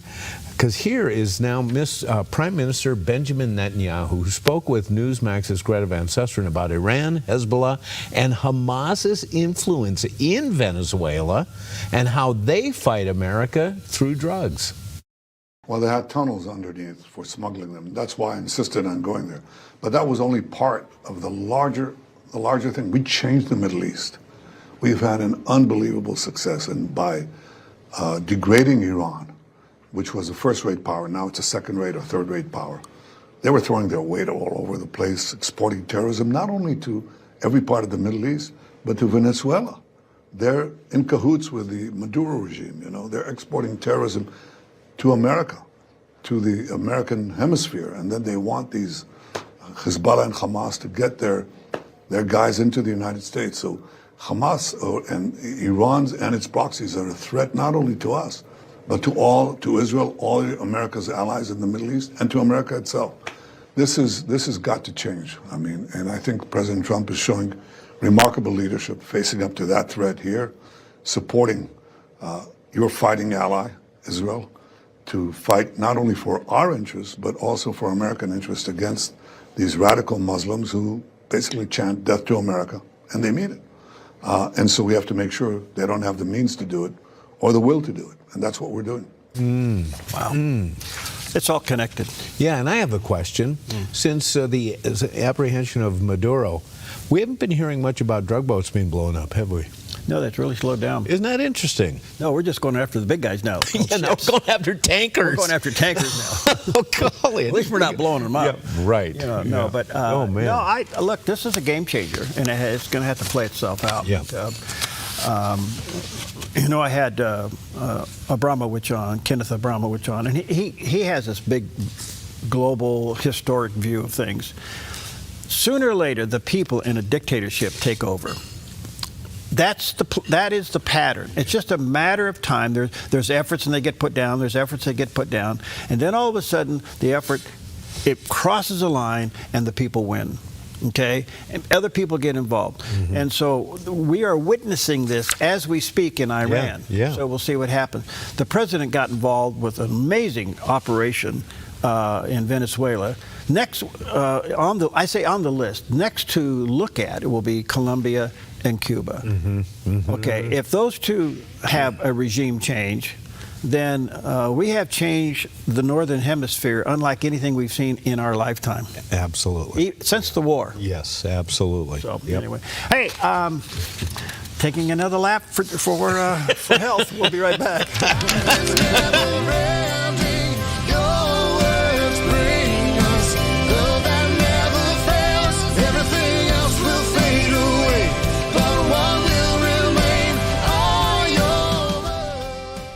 At Rogue Hearing in Phoenix, we help you hear life again, clearly and comfortably. From expert hearing tests to custom aids and more, the team at Rogue Hearing delivers care you can trust. Rogue Hearing in Phoenix at the shops at Exit 24. Personalized hearing care right here at home. Jesus is the answer for the world today.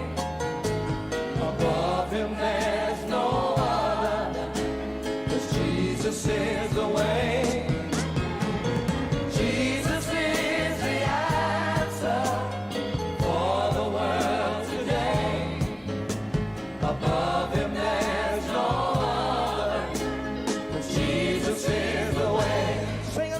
Welcome to Rise Direct Primary Care. Imagine a healthcare experience where you're known by name, cared for like family, and treated with compassion. How is that possible? With an affordable, flat monthly membership, you receive unlimited primary care and minor urgent care visits. No insurance needed. At Rise Direct Primary Care, we offer a friendly, affordable healthcare experience where you get a whole hour with your provider. Located in Central Medford and accessible by phone or text, we can typically get you in the same or next day. We prescribe urgent care medications directly from our office, saving you a trip and wait time at the pharmacy when you'd rather be at home getting better. Personalized medical care with a human touch. Rise Direct Primary Care is all about healing the sick with compassion and keeping the healthy healthy. Rise Direct Primary Care. We're here for you. Visit risehealthdpc.com or call or text us 541-827-8603. 541-827-8603. Hi, I'm Sherry Breslin with Rogue Valley Security. Whether it's alarms, cameras, keyless entry, or even Starlink, we tailor solutions for your home or business. We believe in professionalism, excellence, and integrity. Every job, every time. Visit RogueValleySecurity.com. Welcome back. 29 minutes past the hour on a beautiful Thursday morning, better known as Friday Eve. I have to share this. Let me see if I still have it here. Okay. Oh, I lost it. Maybe I haven't. Hold on. Let me see if I can do this. Okay. So you were asking about the deployment of the National Guard in Minnesota. To be used where, how, against who, what? How do you do it? I just got this from a good friend of mine over in Klamath Falls. Alan, you're brilliant. This is absolutely terrific. He says, here's the scenario. Okay. Governor Walz calls up the Minnesota National Guard, right? Mm-hmm. Then President Trump federalizes them and orders them to assist ICE agents. Next, the Democrats are screaming that they do not have to obey illegal orders. Who decides what is an illegal order? Oh, this is good. Oh, yeah. Gosh, that's absolutely crazy. All right, let's check in with CBN Newswatch. This is CBN Newswatch. It is Thursday, the 8th of January. We want to begin this half hour in Iran. Historic protests and strikes swept the nation once again. Dozens of lives have been lost at the hands of government security forces. Iran's judicial and military leaders are accusing the U.S. and Israel of fueling the chaos. The chief judge is making it clear, no mercy for those accused of helping the enemy.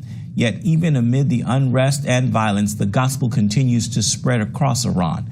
This week on CBN's program, The Global Lane, Hormoz Sharat of Iran Alive Ministries joins us to share how the protests are different from those of the past, and he tells us how Iran's Christians are holding up. We are in touch with the people of Iran as a 24/7 broadcast. We go over the heads of the mullahs into people's homes and they respond to us. So we are daily in touch with the people of Iran.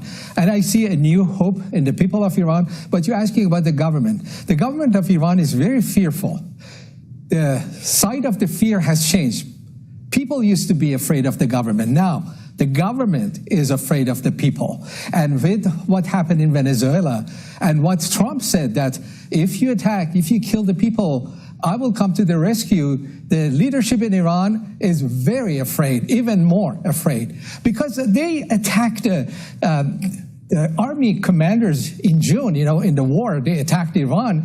So when Trump says, I will defend them, it could mean that for the first time ever, he will attack the clerics.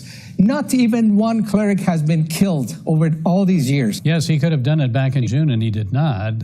He wanted to spare his life. So these anti-government protests are not subsiding. Police have arrested nearly 1,000 people. At least 16 have been killed. What makes this unrest different this time, Hormoz, from what we've seen in Iran in recent years?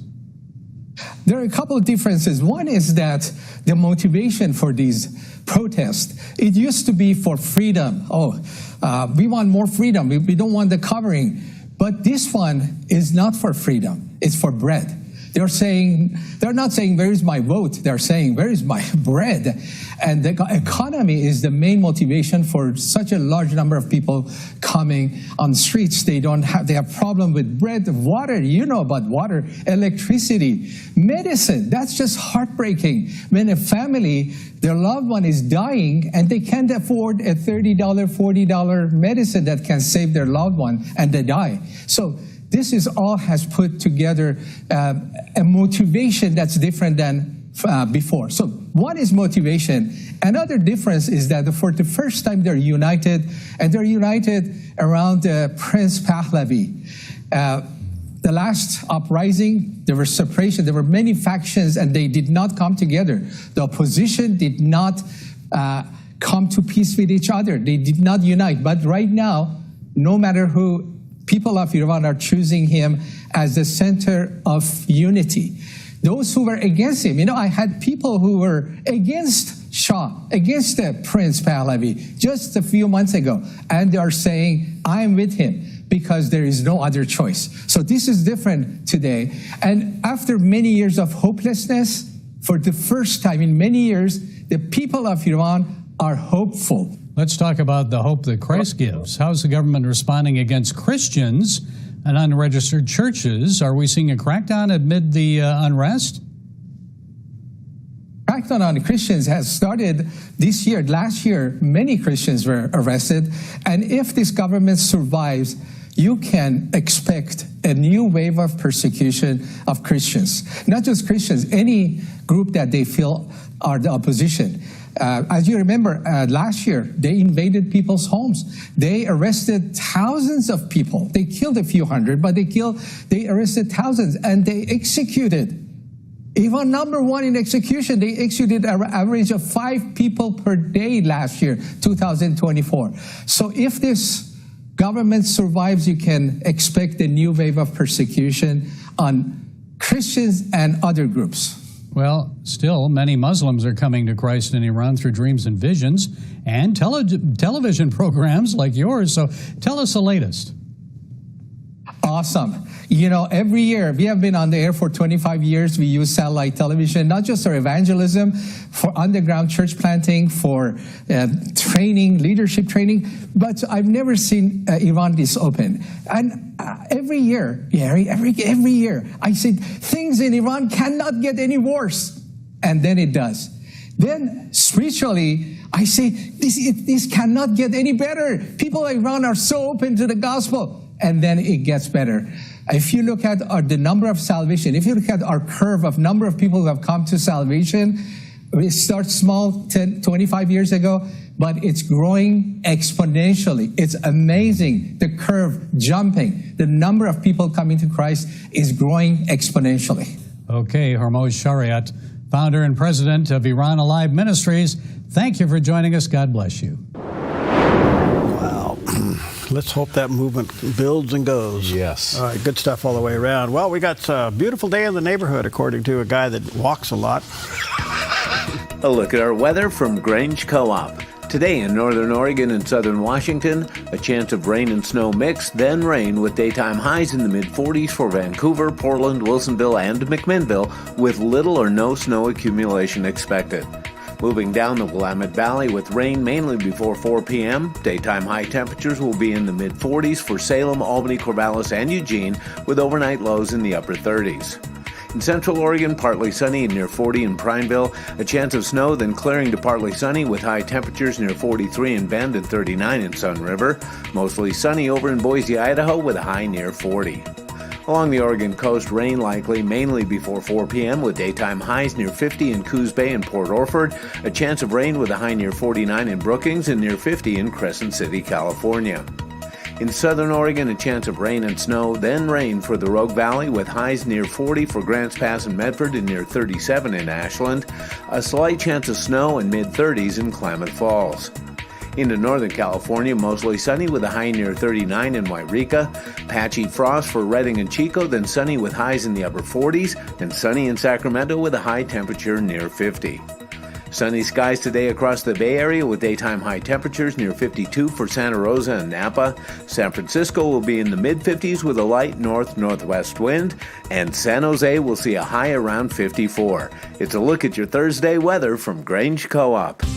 And there it is, Mount Ashland continues. Well, got a little fog mixed in with it now, but a lot of snow. We'll get the numbers for you. It looks like, you could be skiing on a full mountain this weekend. Oh, boy, we'll see. Nice. Yep, Don't know yet. Partial open right now. Yep. Okay, well, in the shadow of World War II, the most destructive conflict the world had ever seen, a movement aimed at hope and healing began on this day in history. In 1945, Youth for Christ officially organized, born out of massive post-war rallies that sought to reach young people searching for purpose after years of loss and uncertainty. What started as packed stadium gatherings soon became something much bigger. Youth for Christ shifted from events to relationships, mentoring teens, building community, and meeting young people where they were. Over the decades, YFC expanded across the United States and into more than 100 countries, focusing on outreach to at-risk youth through schools, juvenile justice programs, and local communities. One of its early leaders, Billy Graham, would later become one of the most influential evangelists in history, helping shape the organization's global reach. 81 years later, Youth for Christ remains rooted in the same mission, offering connection, hope, and direction to young people through a relationship with Christ, especially in times when the world feels uncertain once again. Wow. Well, you look at this, and that's actually what launched Billy Graham's crusades. I did not realize this. Yeah, he ended up being such an effective evangelist, and he did and continues to have, through his life, a real, I guess, a real concern for young people.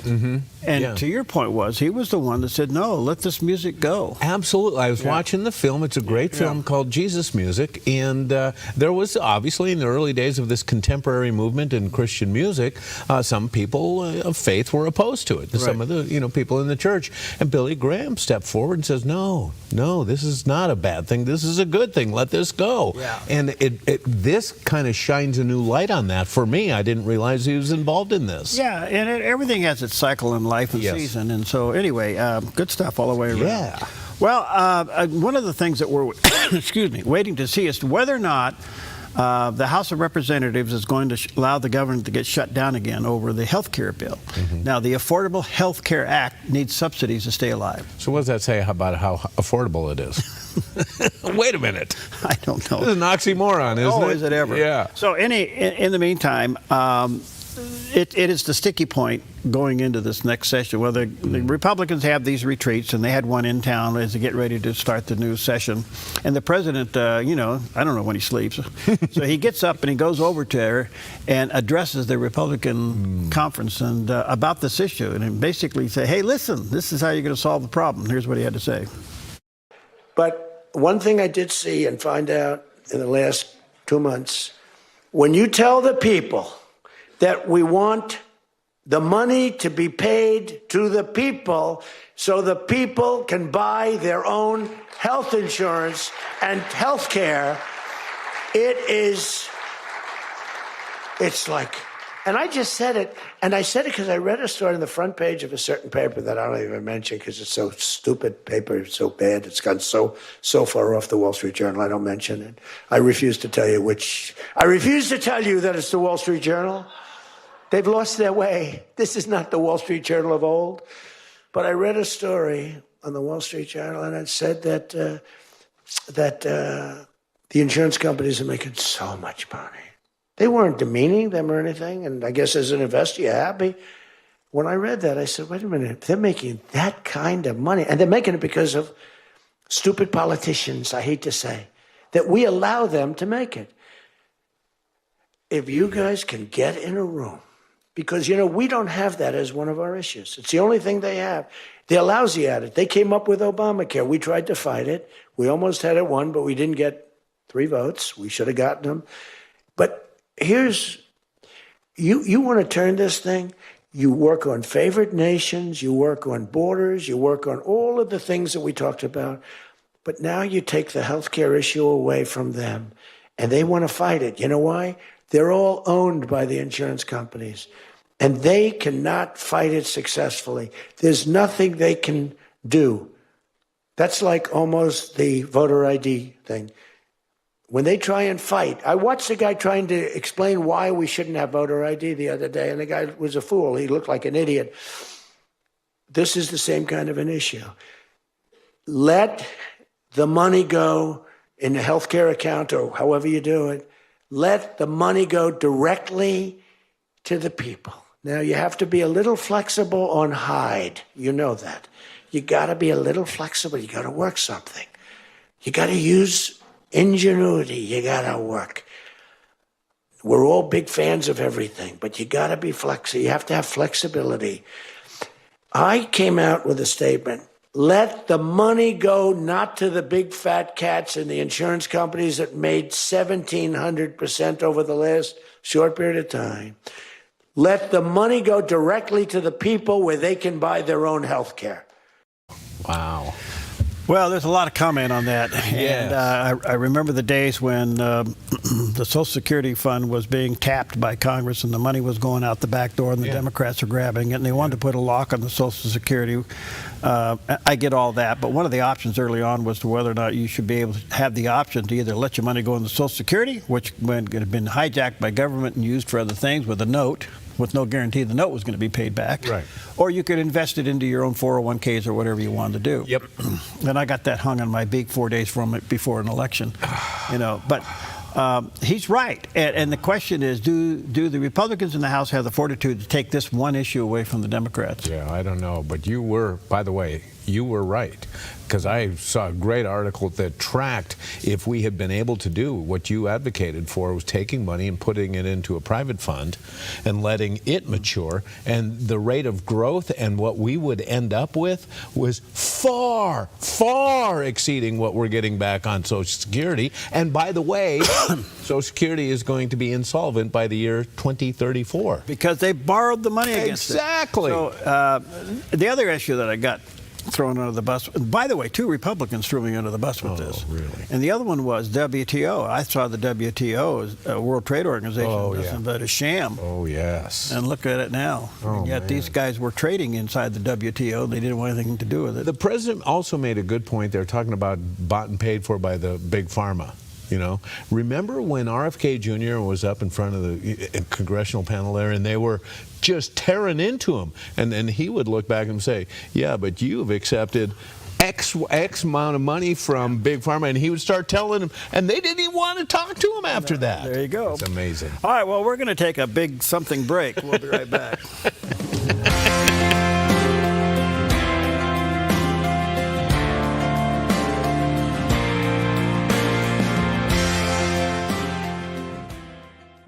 The threat of wildfire poses a growing risk to Oregonians. You can prepare now by taking 3 important steps.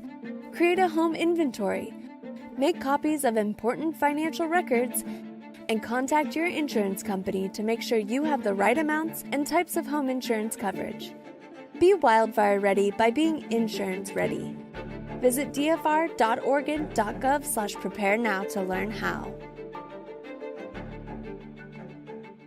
Don't let pain hold you back. I'm Dr. Joel Brind, and I developed Sweetamine to stop inflammation the all-natural way. Just use it like a sweetener once a day. It's that simple. My unique formula harnesses the power of glycine and works around the clock to boost your overall health, stopping chronic inflammation that causes pain. Try my 12-day challenge risk-free for just $19.95 with free shipping at sweetamine.com or call 1-855-GET-SWEET today.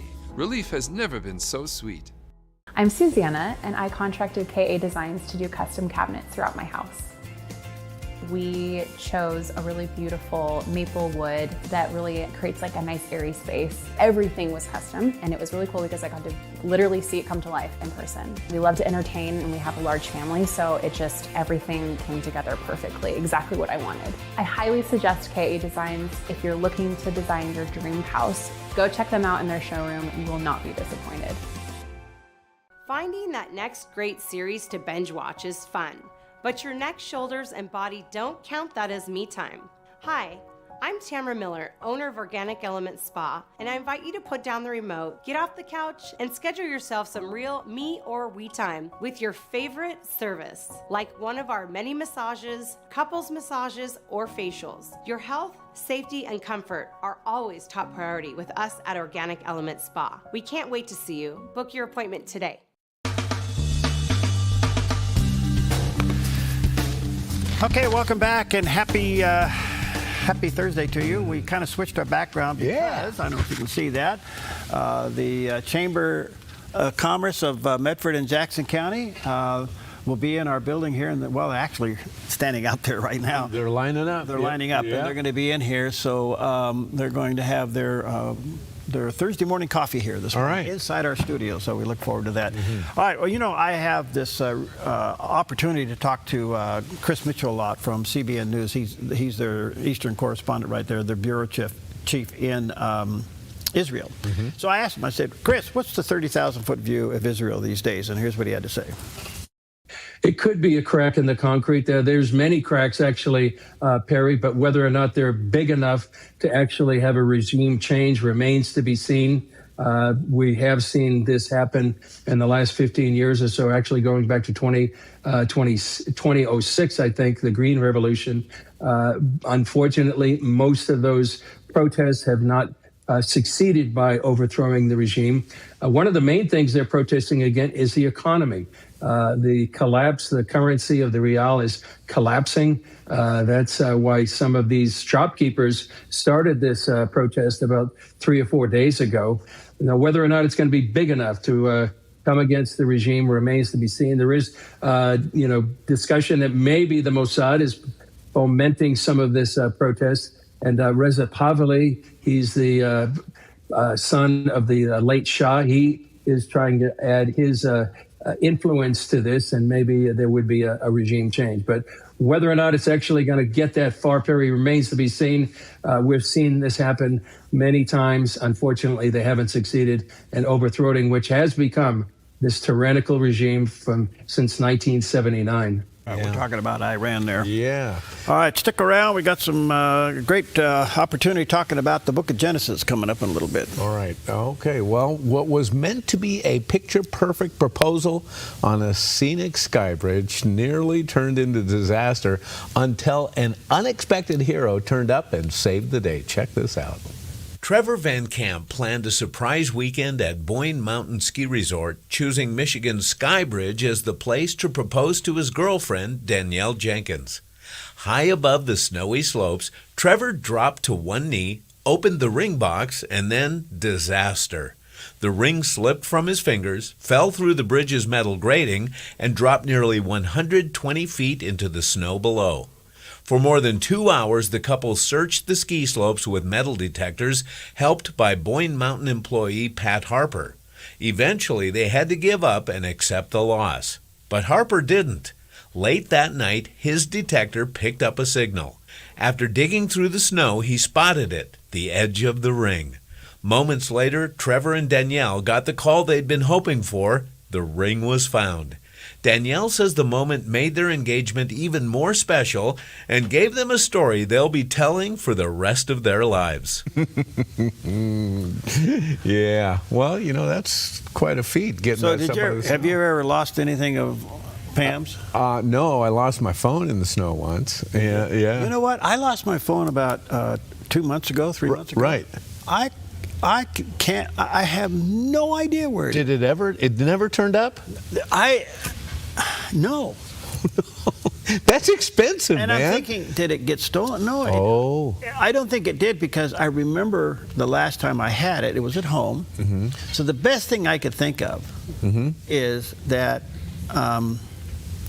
it fell out of my pocket while I was on my zero-turn mower. You were turning too quickly. The centrifugal force threw it out of the... That's what I'm thinking, okay? I can see it now. And I'm mowing leaves this high. Yeah, okay. And I thought, I didn't pay attention. So it could be in 6,000 pieces out there on the lawn somewhere, But to this day, I have no idea. I got a question. Okay, you mentioned you don't know if you lost it or if it got stolen.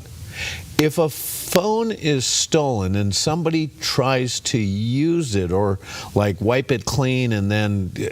Is there a way that we find out? Or is once it's off, it's off? Well, I think you can call your provider and have the SIM card canceled. Oh, okay. So, all right.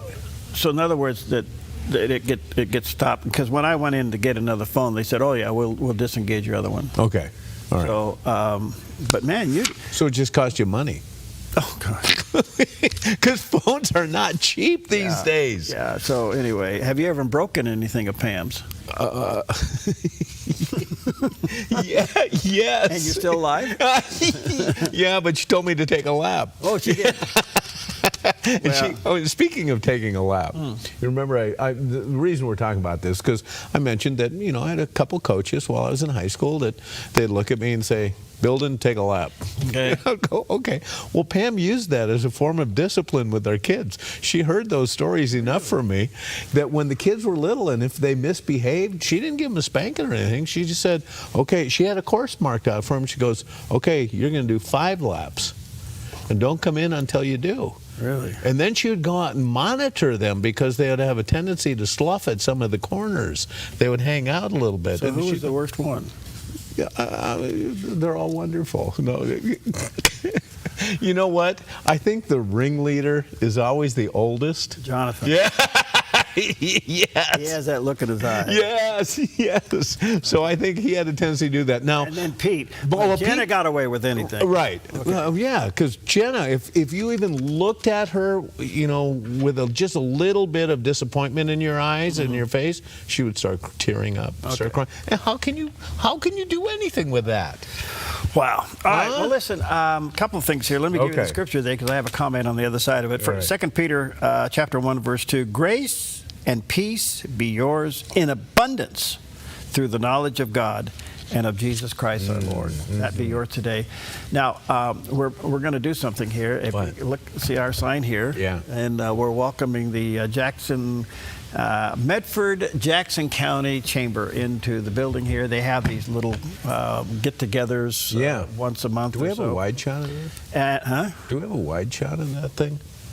Oh, do we have a wide shot? No, we took the camera out because we had. Oh, there it is. Oh, right. There's the wide shot. Hot dog. Look at that. Yeah.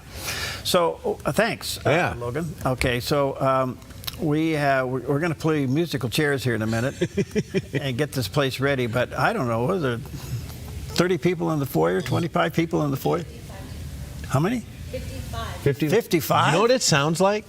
You know what it sounds like? It was like when we're in the green room at church before we come out and play worship, and everybody's milling about getting their seats in the church, and you can hear that people talking and fellowshipping and stuff. That's what's going on out there right now. Yeah. It's kind of like church going on out there. You know what's cool about them being out there right now? What? They're eating that food, and they won't eat this food.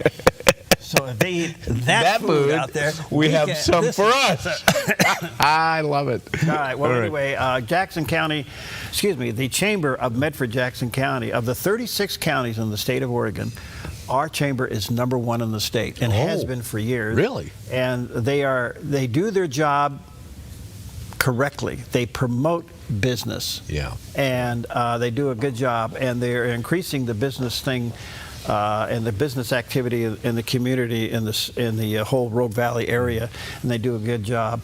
So they go to various places once a month, and they have this gathering. So we said, why don't you come on in if we can get the studio straightened out. That's why we designed it the way we did, so that they can come in and have their little get-together today. So it's a good thing. It's a good thing all the way around. Looks great. So they do a good job. And if you live in Southern Oregon and you're not a member of this chamber, you are missing it. And I had a little note waiting for me this morning right here on the desk in front of me. Yeah.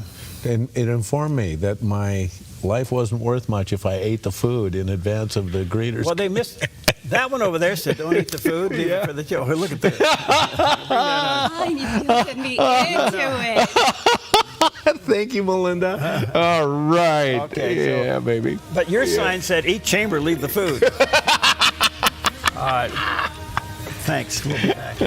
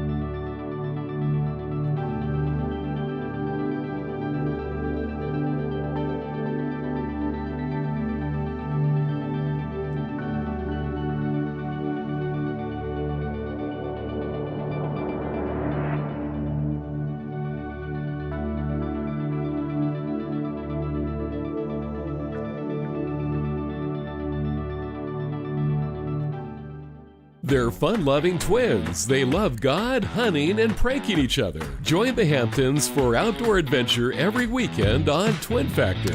Brought to you by Black Flag Armory in Medford and Grants Pass. Truly excellent service. a ministry moment on the Dove. Jesus put it this way in John 5. He's talking to the Jews.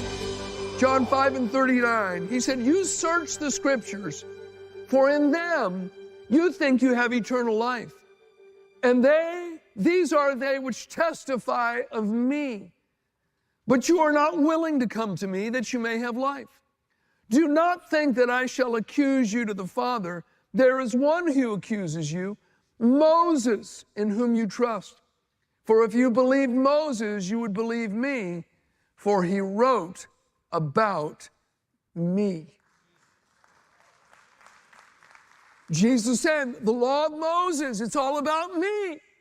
Moses wrote about me. The law points to me. The purpose of the law was to bring people to Christ. A ministry moment on the Dove. Every January, millions of Americans chase the dream of improving their health. But by February, most have already quit. Now there's help to break that cycle and enjoy real change. From stocking your pantry to building a workout routine, from strengthening relationships to fixing your sleep. With these experts' life-changing tips, your pursuit of a joy-filled life can become a habit worth keeping. Watch the 700 Club weekdays at 11 on the Dove TV. You're watching the Dove TV, encouraging and informative for San Rafael and the North Bay. Seen on KQSL 17 and these Dove TV affiliates.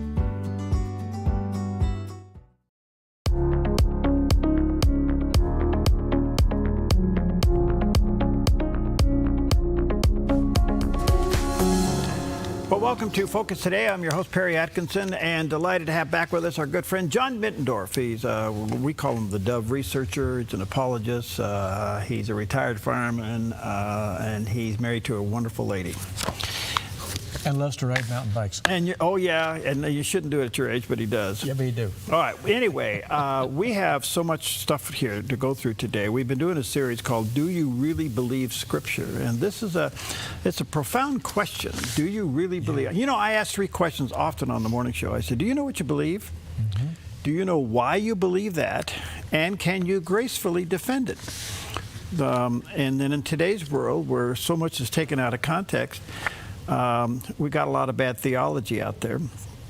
And also, let me say to our viewers and listeners, the creationtruth.info website is designed just for you. All of these notes. Well, how many have you got here? What's the page here? Look at let me 32. Let me explain those notes just for 32 pages. It's your fault. My fault. It's your fault, yeah. Because when we did this program, we started it back in September. We did part one, which was, do you really believe Scripture? And we focused on the gospel narrative. Mm-hmm. Okay.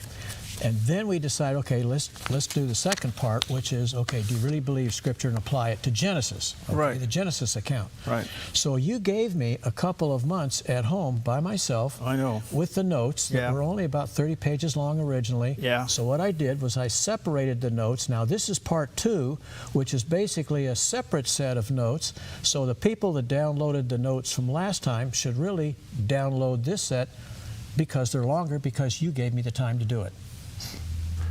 Sooner or later, I get blamed for you taking in oxygen, but no, let me just say this. Look, I don't want to underestimate the work here. And so you can go to creationtruth.info and download the first part one, part two, 30-plus pages in each, and he's done the research for you. And let me also say now that these types of shows, you know, people have their own interpretations and pushback. That's fine. We're discussing it from your point of view and the way you've researched it, and people are certainly welcome to disagree with that.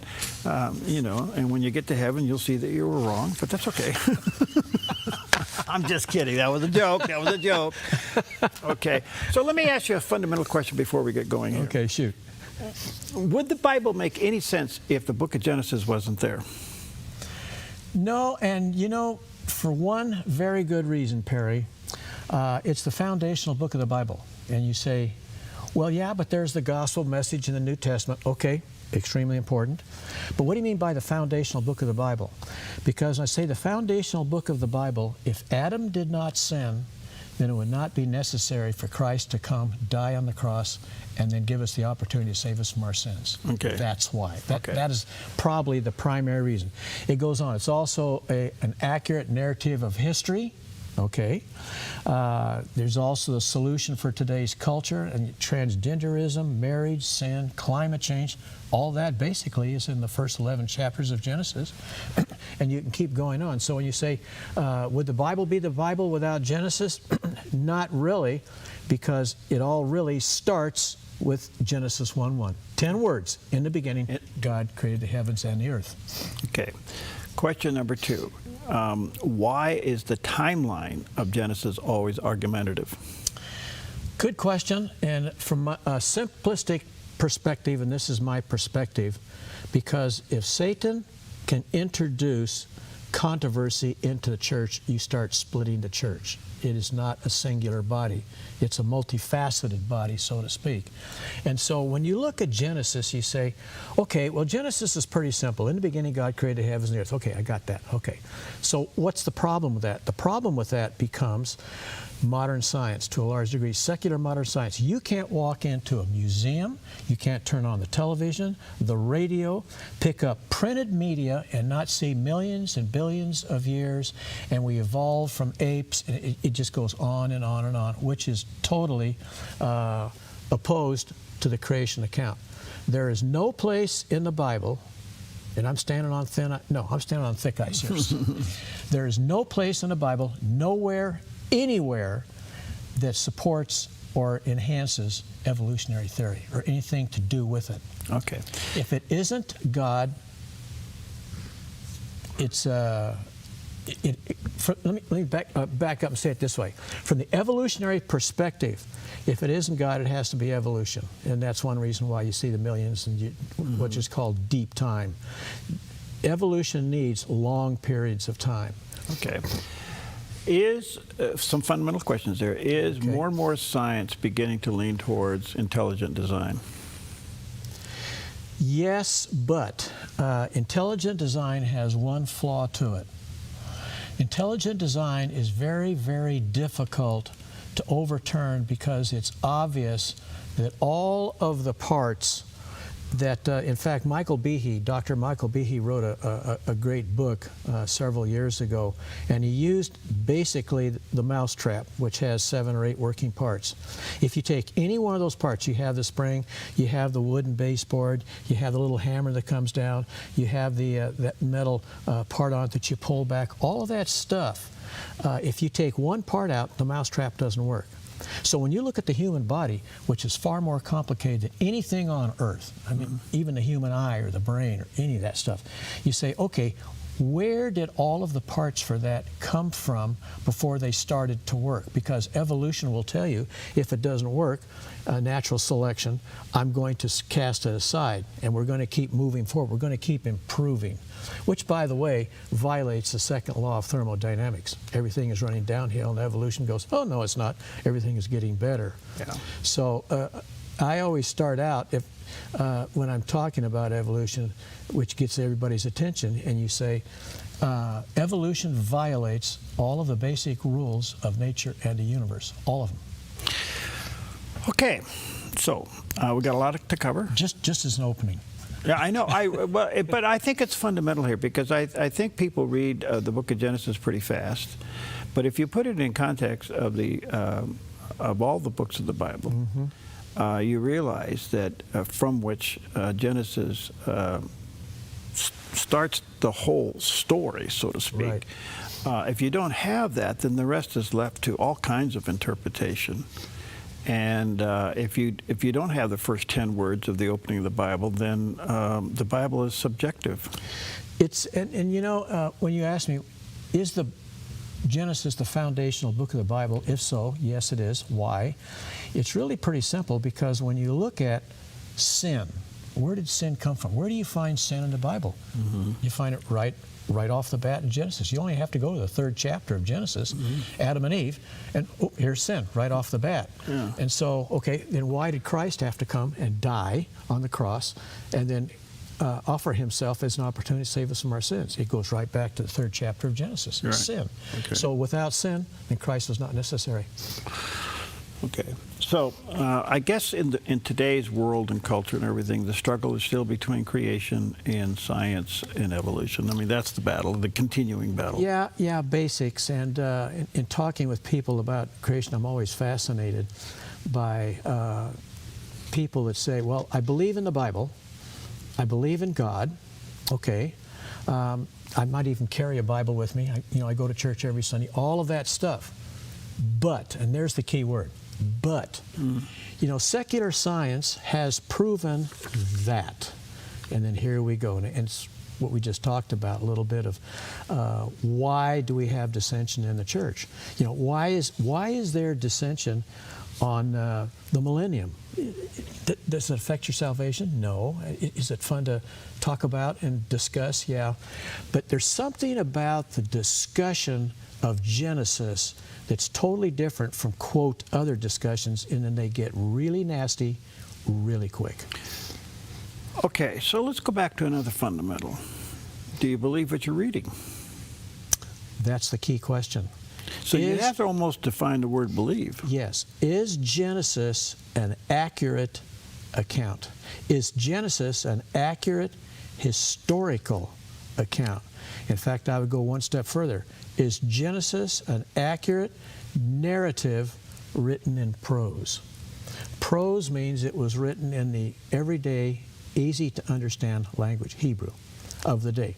Written to Israel, basically speaking. Is it for us today? Yes, it is. Is it easy to understand? Yes, it is. In fact, let me read you one verse that I just love. This is Deuteronomy 6:7. And this verse went to the men of Israel when they were in the desert for 40 years. So this is God speaking to the men. Deuteronomy 6:7. You shall teach them diligently the scriptures. You shall teach them diligently to your children, and shall talk of them when you sit in your house, when you walk by the way, when you lie down to sleep, and when you rise up. Teach the scriptures to your children, which brings up an interesting question. If that is true, and it is because they were just ordered by God to do that, should it be easy to understand? And let me take it one step further. Do I need modern science today to clarify Scripture for me? Or do I use Scripture to clarify modern science? Great point. Is basically the bottom line argument. So, is this a test to our belief system? Sure it is. Because either you believe the first verse in Genesis 1:1 all the way through to the last verse of Revelation, you either believe it or you don't believe it.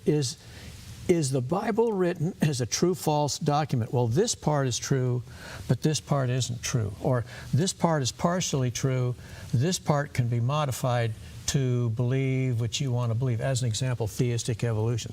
Theistic evolution basically means that God used evolution to do everything that He did.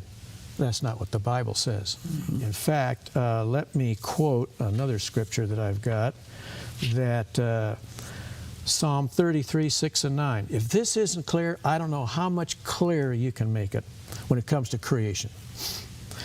Psalm 33, 6. By the word of the Lord the heavens were made, and all the host of them by the breath of His mouth. Any questions? Do you see secular evolution? Do you see popular science in that? No, I don't. Okay, continuing on. When you walk by the way, for He spoke and it was done. He commanded and it stood fast. So basically what this is saying is that God took everything. In fact, John 1:1 says the same thing. God spoke everything that we see today into existence by the breath of His mouth. Question. How long does it take you to breathe a breath? Split seconds. Millions of years? Billions of years? Yeah. Instantaneously, right? Yeah. Okay, so, I could get off on this, but follow your notes there because I'm. Oh no, go for it. No. My concern is this: is that as you come out of Genesis and you get into other parts of the Bible and other theological things that we deal with, eschatology being one of the big ones. Okay, and you get down, which is the study of end times. When you get down through all of that, out of that comes numerous denominations around the world that took one scripture and created a denomination out of it. Right. You know, so I guess it's subject to, and the hardest problem here is man having a hard time believing that God is as big as he really is. Sure. And a lot of that comes from what you just said, Perry, is that when I start out with the singular gospel message, man sinned, Christ died for his sins, Christ offers a way to forgive those sins and a way to heaven, to God, okay? Right. If you take that singular, easy message and then start dividing it up to all the other, I'm going to say religions, then which one's true? Which part of the Bible is more true than other parts? See? And so it starts to introduce confusion, questions, just the way Satan likes it. And it gives birth to legalism. And it gives birth to legalism, is exactly right. So if I can't believe Genesis in its entirety, which basically is the first... Excuse me. Whew, that came on me too fast. I apologize. Yeah, the first the first 3 verses of Genesis, and in the 3rd chapter we're introduced to Adam and Eve. If I can't believe that, then what else in the Bible can I believe? Can I believe the resurrection? Yeah. Okay, you have a lot here. We got to... let me take a quick break. We'll get into, I know you brought some extra additions to all of this. Let me just say to our viewers and listeners, John has done your homework for you. This, which is series 2, this is 29 pages. The other one's 30-something pages. I would encourage you, go to creationtruth.info. There's a picture of that landing page. And any of the discussions that John and I have done through the years, you'll find there. But these 2 you could download and print out the notes yourself and do your own Bible study. If you can't get a handle on Genesis, I think it's going to be tough at times for you to get a handle on everything else. The one thing that Genesis will do for you is when you understand the creation story, it makes God bigger than what you're trying to make him. He is bigger than what you... I think we limit God to our own sphere of understanding life and our problems. We bring him into that. He's much bigger than that, and yet he can live in our heart, which in itself is a mystery. There's also one other key phrase to that, Perry, in that if we believe Genesis, we also support, enhance, or believe the sovereignty of God. The sovereignty of God. The sovereignty of God. Yeah, that's the word I was looking for. Thank you. All right, we'll take a quick break. We'll be right back. He's got the whole world in his hands, and he knows the plans for us. Above and beyond we could ask or imagine. His grace is more than enough. It's in his hands. It's in his hands. He's got the whole world in his hands. Come on, Steve. 30 seconds or less. That's the length of a soundbite in a typical news story. If you're lucky, you can't really learn much in 30 seconds. It takes time to ask questions. He's got the whole world in his hands, and he knows the plans for us. Above and beyond we could ask or imagine. His grace is more than enough. It's in his hands. It's in his hands. He's got the whole world in his hands. Come on, Steve. 30 seconds or less. That's the length of a soundbite in a typical news story. If you're lucky, you can't really learn much in 30 seconds. It takes time to ask questions, learn, and explore the facts to really understand. Focus Today on the Dove TV and Radio does just that. We give you an hour covering several issues and newsmakers in depth. So don't settle for quick sound bites. Get to the heart of a story and understand better. Focus Today, weekdays on the Dove TV and Radio. Quality Fences, doing it right for you. Just ask your neighbor. They reflect a style as unique as you are. They make first impressions. They provide space, add lasting beauty and security. Quality is a reflection of who you are. That's why all your fencing projects begin here. Quality Fences, doing it right for you.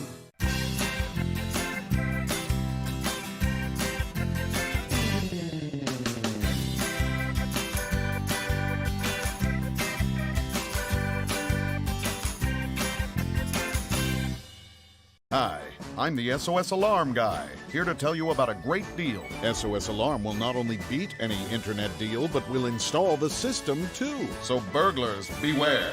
SOS Alarm for security and beyond.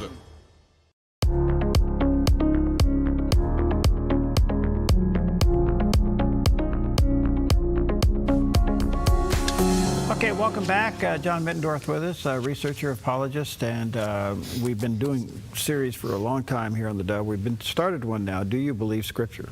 That's a big question, and have you ever sat down and pondered, do you believe Scripture? Out of that comes something I say quite often, do you know what you believe? Do you know why you believe it? And can you gracefully defend it? And so in this whole aspect of do you believe Scripture, it starts with, do you understand and believe the book of Genesis? So let me ask you this. You got Hebrew and you got Greek. Yeah, the Old Testament was written in Hebrew. And the New Testament was written in Greek. Okay. There is a movement out there, I mean, every while it pops up that we don't need the Old Testament anymore. Correct. Which I'm still trying to scratch my head how they come up with that one. But that would mean that you wouldn't give importance to the book of Genesis. Correct, because if I can take the Old Testament and set it aside, well, it's yesterday's mail, so to speak, and and get rid of that and get rid of the introduction of Genesis basically to the rest of the Bible and get rid of sin, which it only takes 3 chapters, and here we go. Sin, mankind is sin. If I can get all rid of that, to me, it just makes things more perspective. And then I've got less of the Bible to complain about or step away from. All right. Well, you got some stuff to support your argument. Yes, I do. In fact, we've talked in the past period a lot about Genesis, and there's 3 phases of Genesis that are currently under debate in the church. And one of them is simple, the word day. What is the word? If you want to create I'll say discussion, with a little bit of beef to it. Yeah. Remember Arby's? Where's the beef? Yeah. Just bring up the word day. And the second one is millions and billions of years. How old is the earth? How old is the universe? And the third one is the flood. Well, the flood wasn't global. It either didn't happen or it was a local flood in the Mesopotamian Valley. Those 3 things, you only have to go 2 chapters, and those 3 things will rise right to the top as far as being argumentative in the church. And at this point, I want to introduce the Dove audience to, I think, one of the best answers to all of that in the discussion. And it's is Genesis History DVD set. If I can have that brought up, figure 1, please. Oh, figure 1. And I can't recommend this high enough. It's narrated by Del Tackett. And Del Tackett was the Truth Project. Right. But what he does, what's different about this, and there's a lot of different videos in this, that usually you have a talking head defining this, talking about that. What Del does is he goes around the world and he talks to renowned experts, all of them PhDs, in their fields, paleontologists, archaeologists. The age of the earth as an example. Andrew Snelling will take you down the bottom of the Grand Canyon. He'll show you exactly what he's talking about and why it enhances Genesis and doesn't enhance secular science. So it's a total different concept than just listening to somebody talk and defining what they're talking about, that you actually see from a scientific viewpoint exactly what's happening and why Genesis stands on its own merit. So with that, I want to introduce one of the videos out of that series. And this is Dr. Stephen Boyd, and he's a Hebrist at the Hebrew Union College. And what he's going to do is he's going to go through and he's going to talk about the importance of Genesis in Hebrew. And it's only about 4 or 5 minutes long. And when he's done, let's go back and then discuss what he talks about. So video 1, please. The first word in Genesis is Breshit. Breshit, Genesis 1:1 is Breshit bara Elohim et hashamayim ve'ha'aretz. So this is the beginning of the Toledot of Noah. Interesting that word Toledot is a very interesting word. It's translated sometimes genealogy, sometimes it's translated history. And what follows then is the account of the flood. Steve, it seems that there is a lot of history in the Bible. Is that how you see it? Oh, absolutely. In fact, the first thing is that it's an accurate historical account. The presentation is such, and the perspective of the writers, that they believe they were talking about real events. Okay. It's very obvious that because of the way in which they insist that the next generation learn their history. When you look at these early chapters in Genesis, what do you see? Can you take us through this? It starts with, in the beginning, God created the heaven and the earth. There's no word in Hebrew for universe. That means he created everything. And then the next thing we find in Genesis 1:2, we find a water ball that is in space. God, in the subsequent days, is going to fill that universe. Well, you're talking about days here.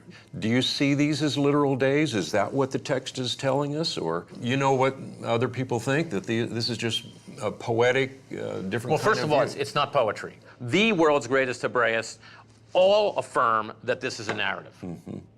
They say that that's one of the unique features of the Genesis accounts of creation and the flood, is that they are narratives, because in the ancient Near East, they are done in epic poetry, which is very different. And here we have narrative to indicate that this is historical. What that means is that you should understand the words, the normal way in which those Hebrew words are understood. The word yom, it means day. The foundation of its usage is what we mean by a day. It's a 24-hour day.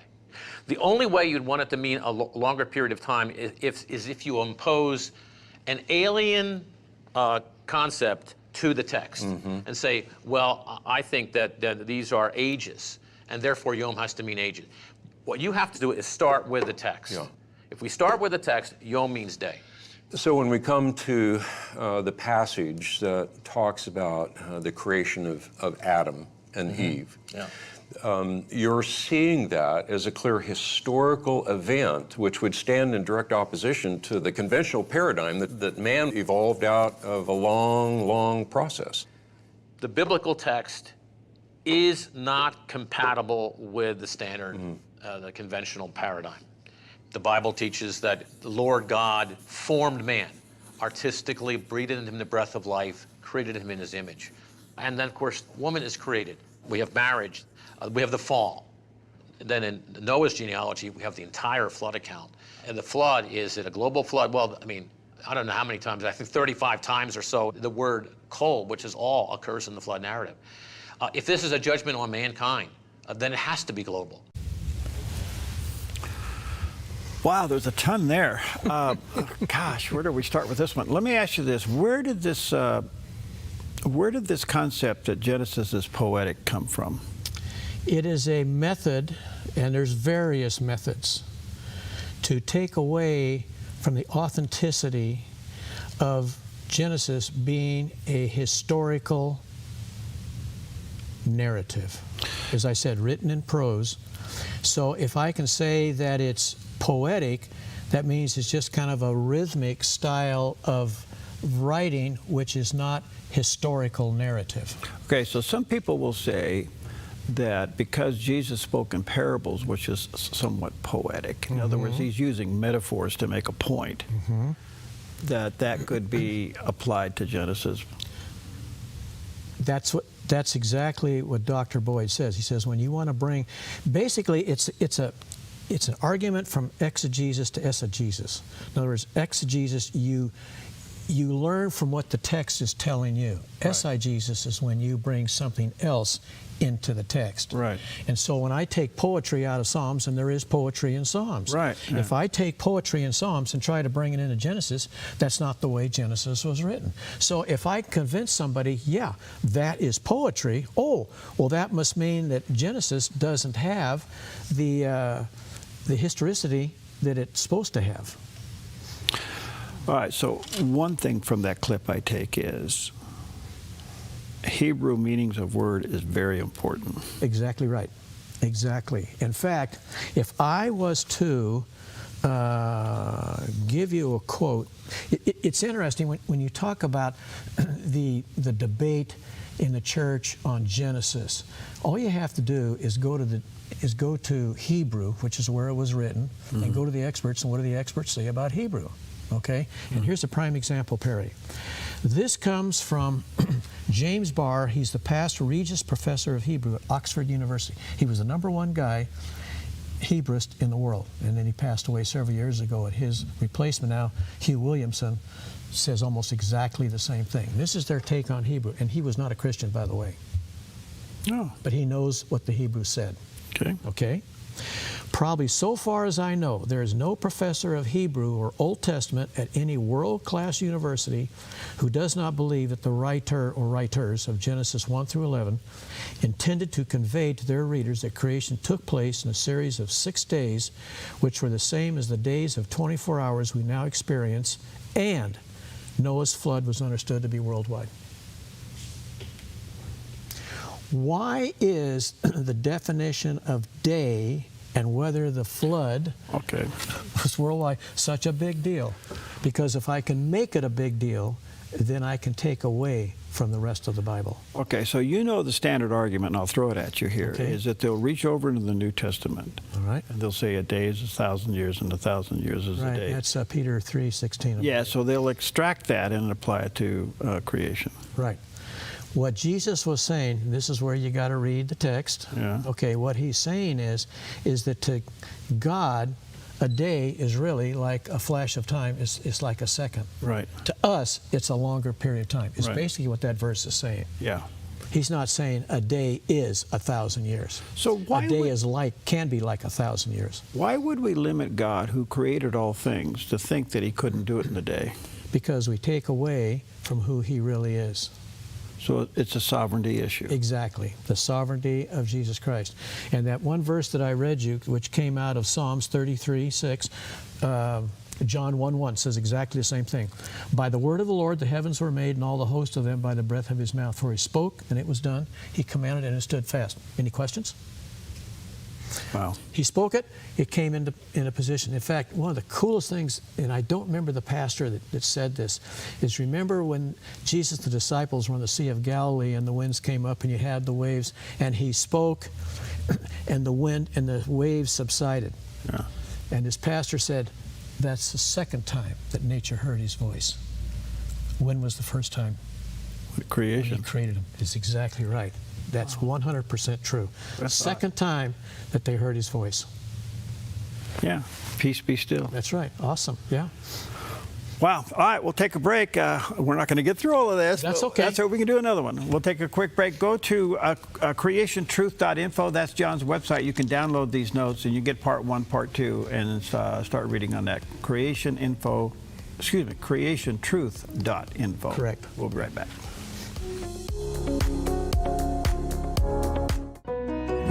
Come fall in love with Northridge Senior Living, where contemporary, sunlit interiors meet old world elegance. Walk through our lovely hallways and enjoy the fun staff-led activities. Forge lasting friendships with other residents and our exceptional caregivers. Dine in style. Gather near the fireplace under breathtaking chandeliers. Our reasonably priced apartments are spacious with private balconies. Northridge is Christian-owned and operated, pet-friendly, and only 2 blocks from Asante Rogue Regional Medical Center. On-site, in-home care is available.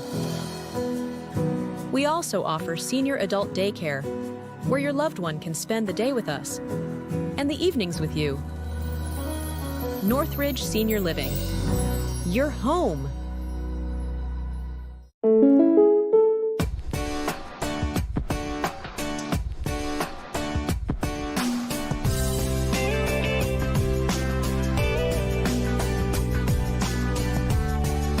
Combining your home and auto insurance could save you time and money.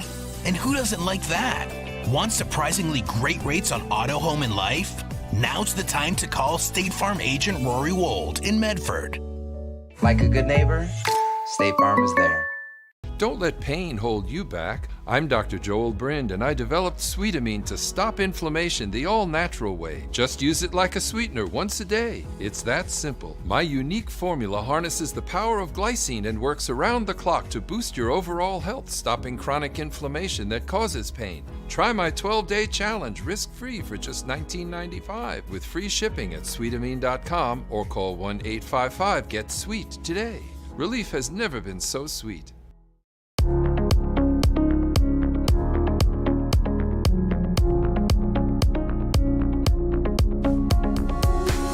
Welcome back. Honored and delighted to have with us our good friend John Bittendorf with us, and he's an apologist, researcher. We've been doing this series called Do You Really Believe Scripture? And it does come down to a fundamental question, do you believe Scripture?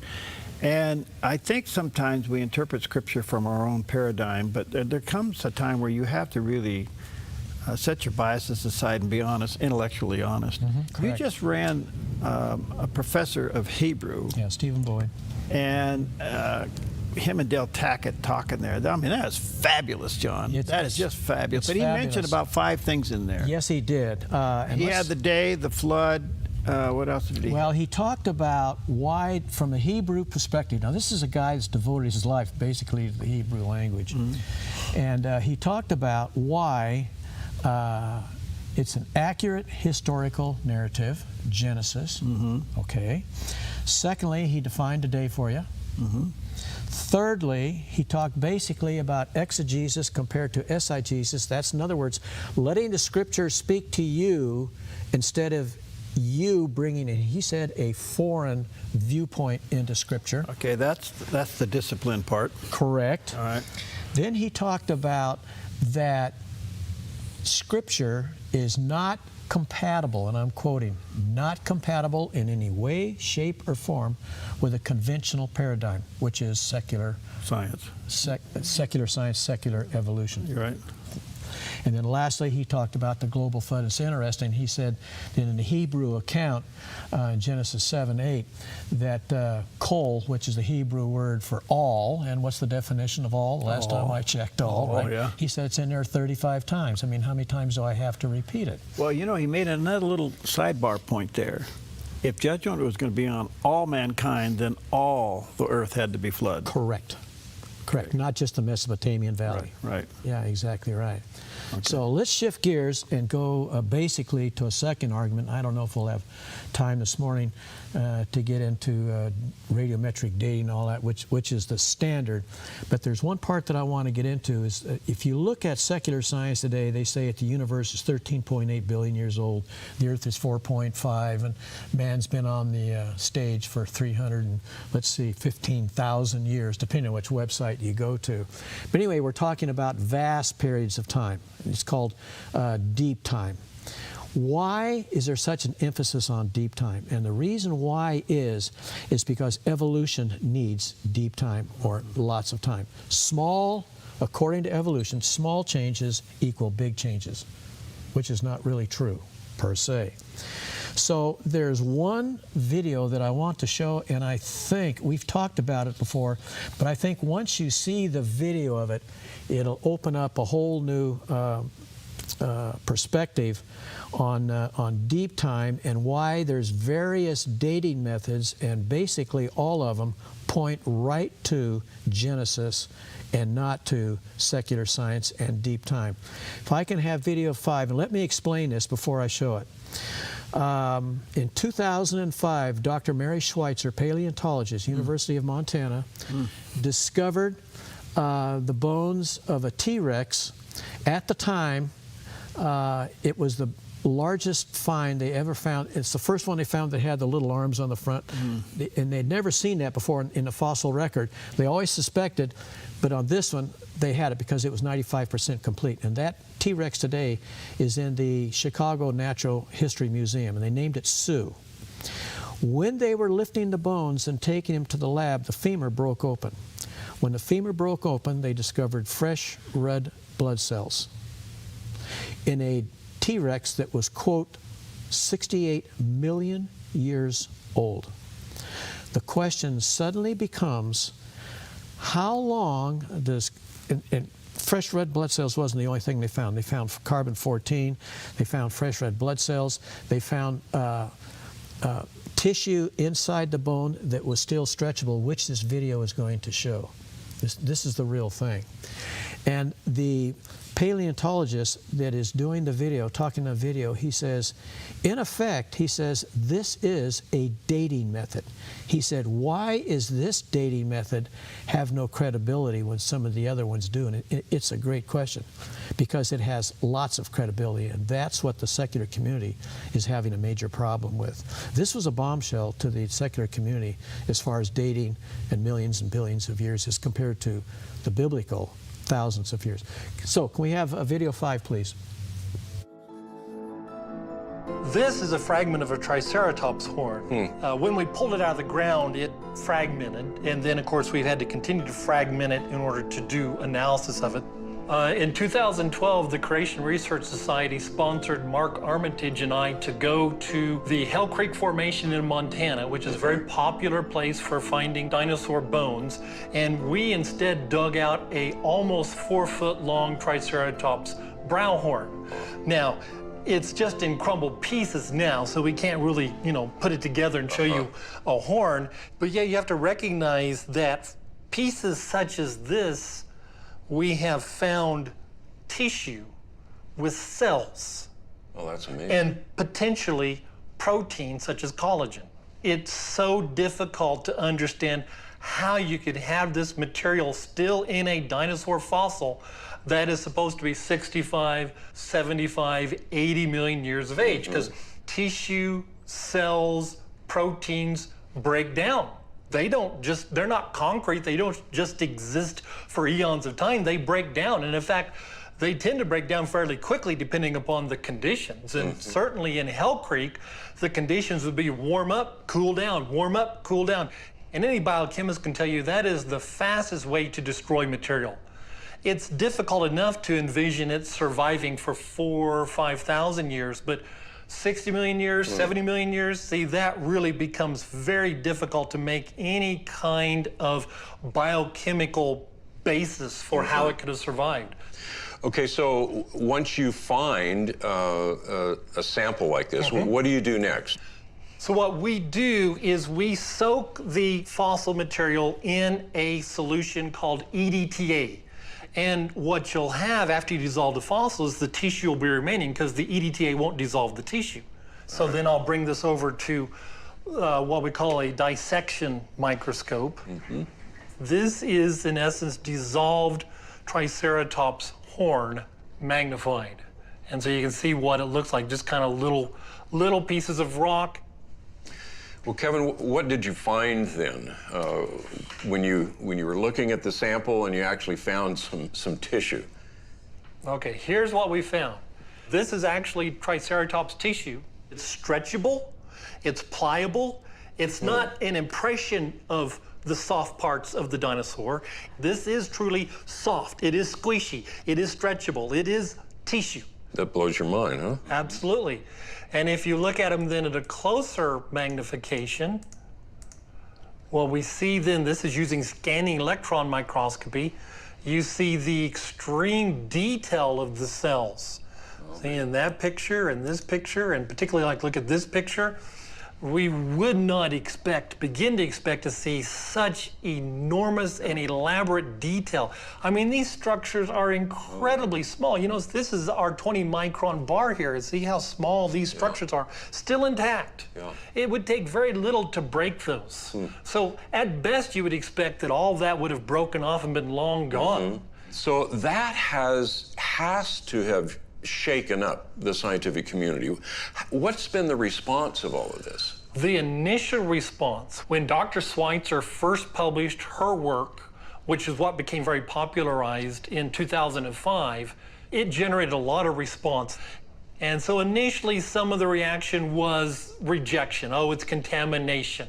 You know, that's not really dinosaur. It's bacteria, because bacteria can look kind of strange sometimes. So you had a lot of proposals of what it could be. And to her credit, Dr. Schweitzer did more work. They began to find protein. You break open some of these cells. You look at the matrix these cells are attached to, and they're protein.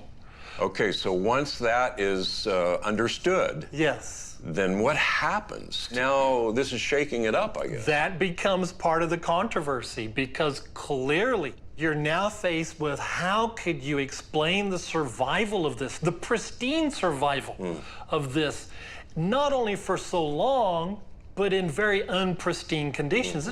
And so then the controversy has been, how do you explain it?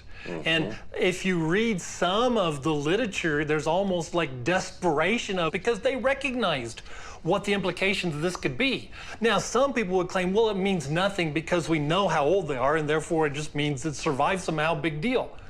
But how do you know how old they are? Well, you use methods, supposed methods of dating. Well, this is a method of dating.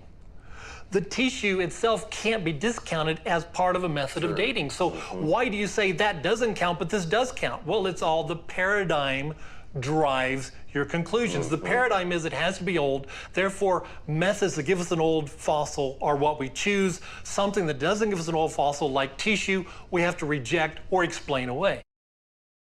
Gosh.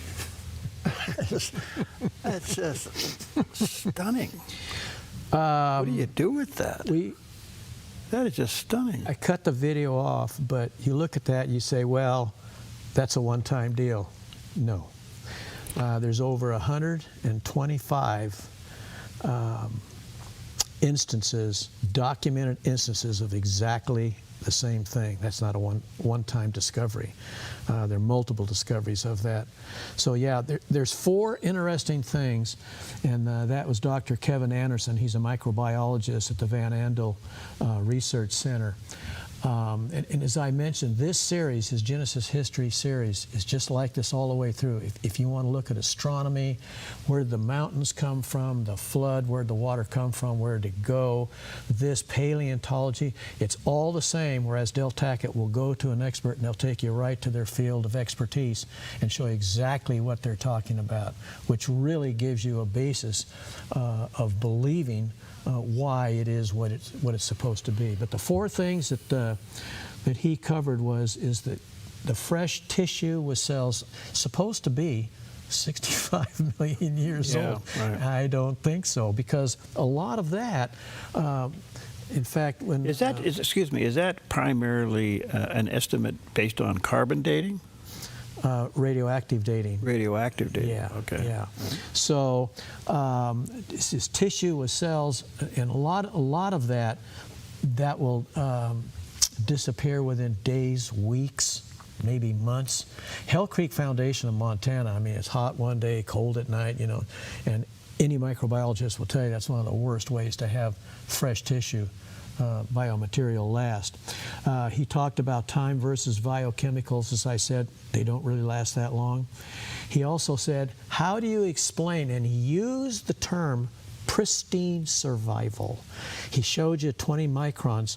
He showed you the little cells with the little fingers off the side. He says, this is very, very precise. He says, you'd expect all that would be broken off by now. No, there it is. So, and the other thing he talked about, it's really a method of dating process, because the secular community is big on either radioactive or carbon radioactive dating rocks for the age of the earth, carbon-14 for dating past living things. So basically he's saying, can't this be another form of date? Well, yes, it can, because you just told me it's supposed to be 65 million years old, but what I see does enhance that. This is a quote that comes right out of Dr. Mary Schweitzer, who is not a Christian, by the way. It is inconceivable that such things could be preserved for millions of years. This is what he just showed you. Evidence of hemoglobin and the still recognizable shapes of red blood cells in ancient dinosaur bone is a powerful testimony against the whole idea of dinosaurs living millions of years ago. It speaks volumes for the Bible's account of a recent creation. I got to take a break. Wow. Okay. All of this and the cross-references and links are in the notes, and you can go to creationtruth.info and download it. Part 1 and Part 2, John has done all the work for you, and might make for some fascinating reading during a very stormy afternoon in front of the fireplace. Yes. We'll be right back. This little light of mine, I'm gonna let it shine, gonna let it shine.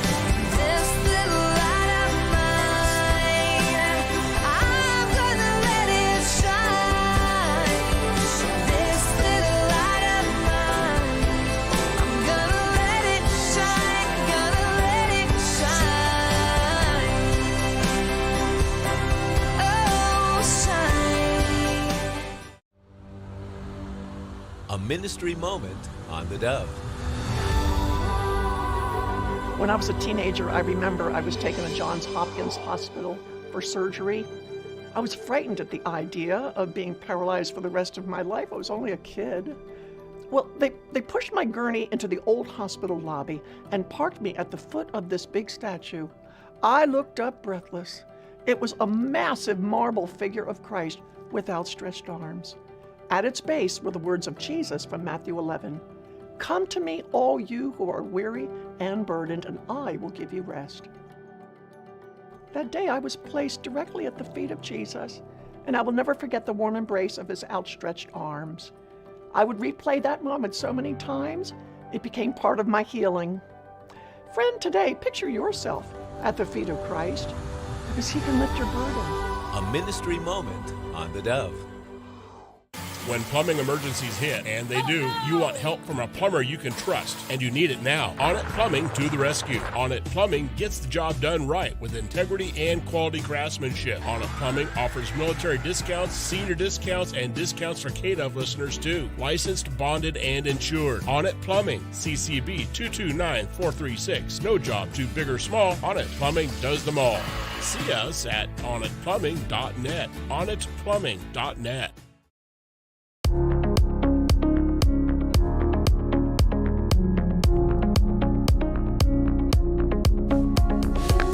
Okay, we're going to try to squeeze a lot in here, a few moments we have left. Let me just say at the top here, do you really believe Scripture? That is the series that we're in. Part 1 we've already done. We did that in September. Part 2 we're doing now, and I can't help but think we're going to be extending this. Yep. You can go to creationtruth.info. That's John's website, and you can download the notes. John has spent hours and hours and hours. And you know what's interesting about all his notes?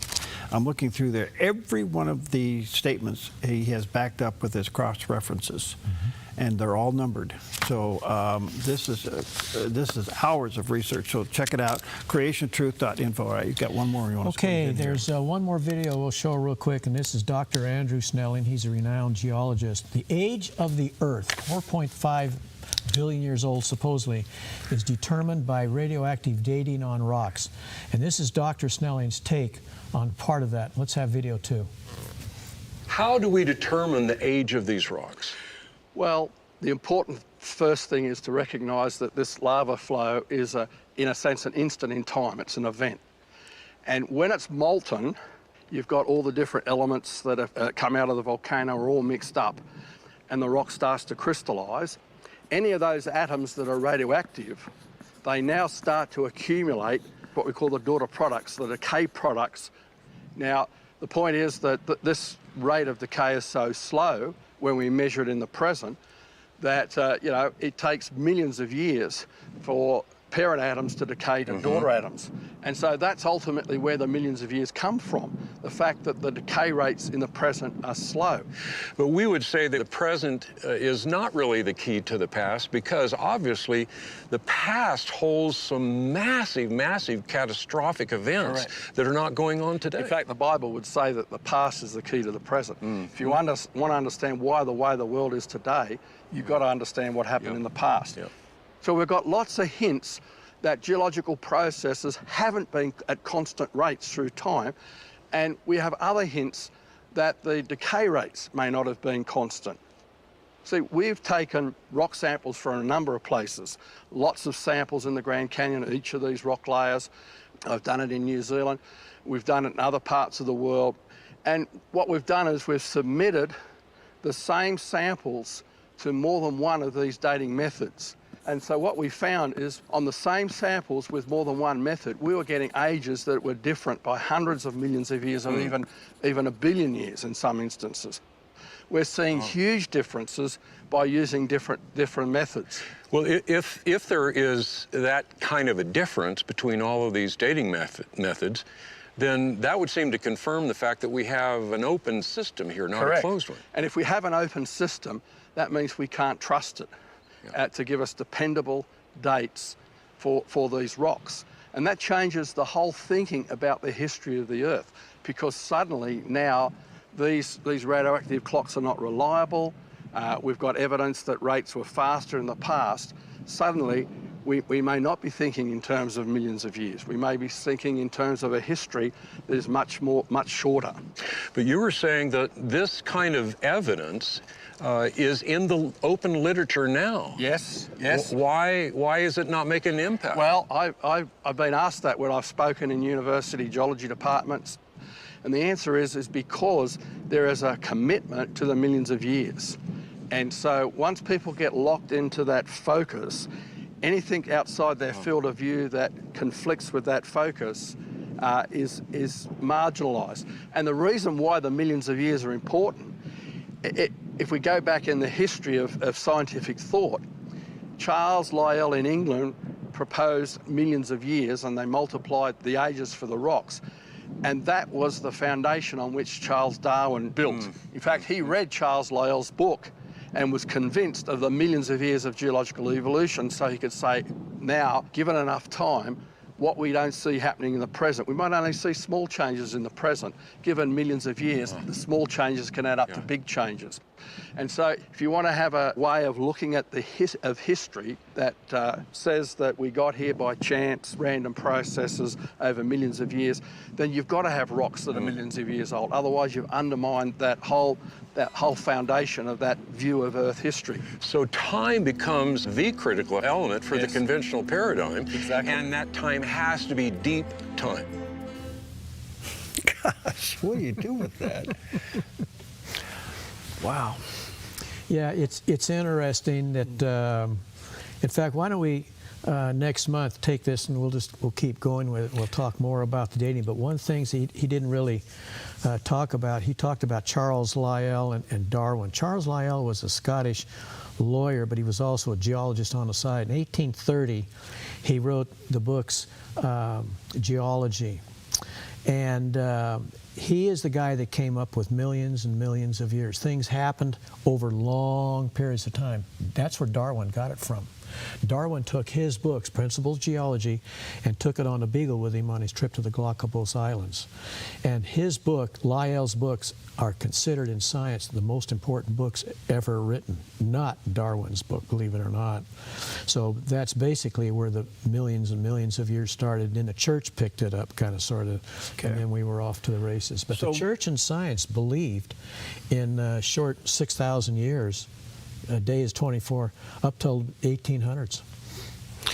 So there is no consistency globally that shows a constant aging process because of the various geological changes in other parts of the Earth. So you can't find a common system that would equalize the age of the Earth. Correct. Because they're all, I mean, it's going to be different in New Zealand than it is in Montana.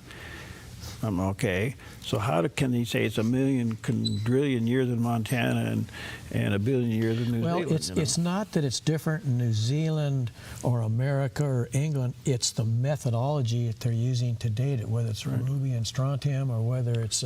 and that shows the inconsistency. It shows the inconsistency of the methodology used to date it. Exactly right. Okay, so what's at stake here? A new system of dating? And if so, what would that be? From my perspective, belief in the Bible. Yeah, no, I understand that. Yeah, I don't want to take from that, because that's the bottom line argument. Yeah, exactly right. All right, so and if we can prove that the Earth is younger than millions and millions of years, and you can find blood cells that even support that. Yeah. Where does that leave us? Just assume, I got about a minute here, so now we all believe a young Earth. So what?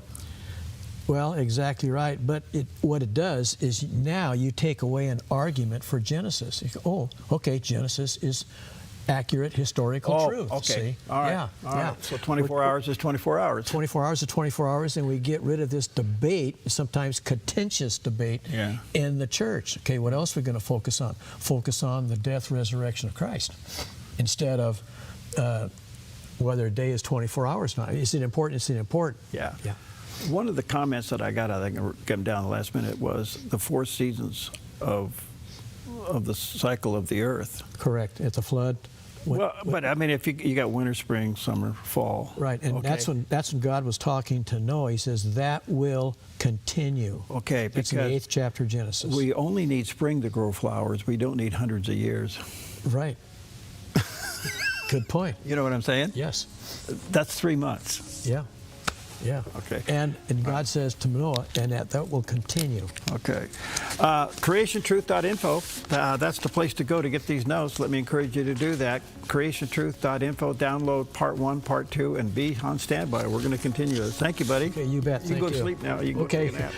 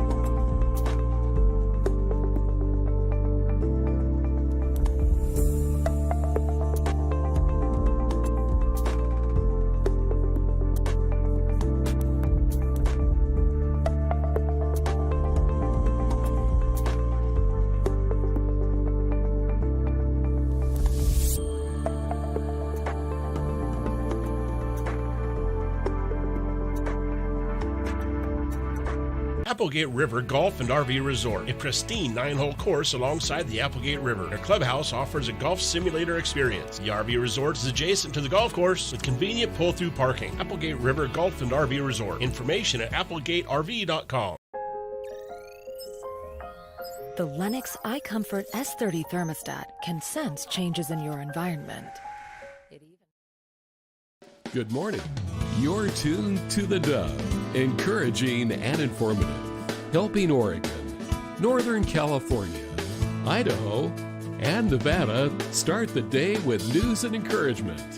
This is Mornings on the Dove. Well, good morning to you, and welcome to Mornings on the Dove on this beautiful Thursday morning, as we're still kind of contemplating whether we're going to go back to civilization or stay right here in the Dove cabin. I think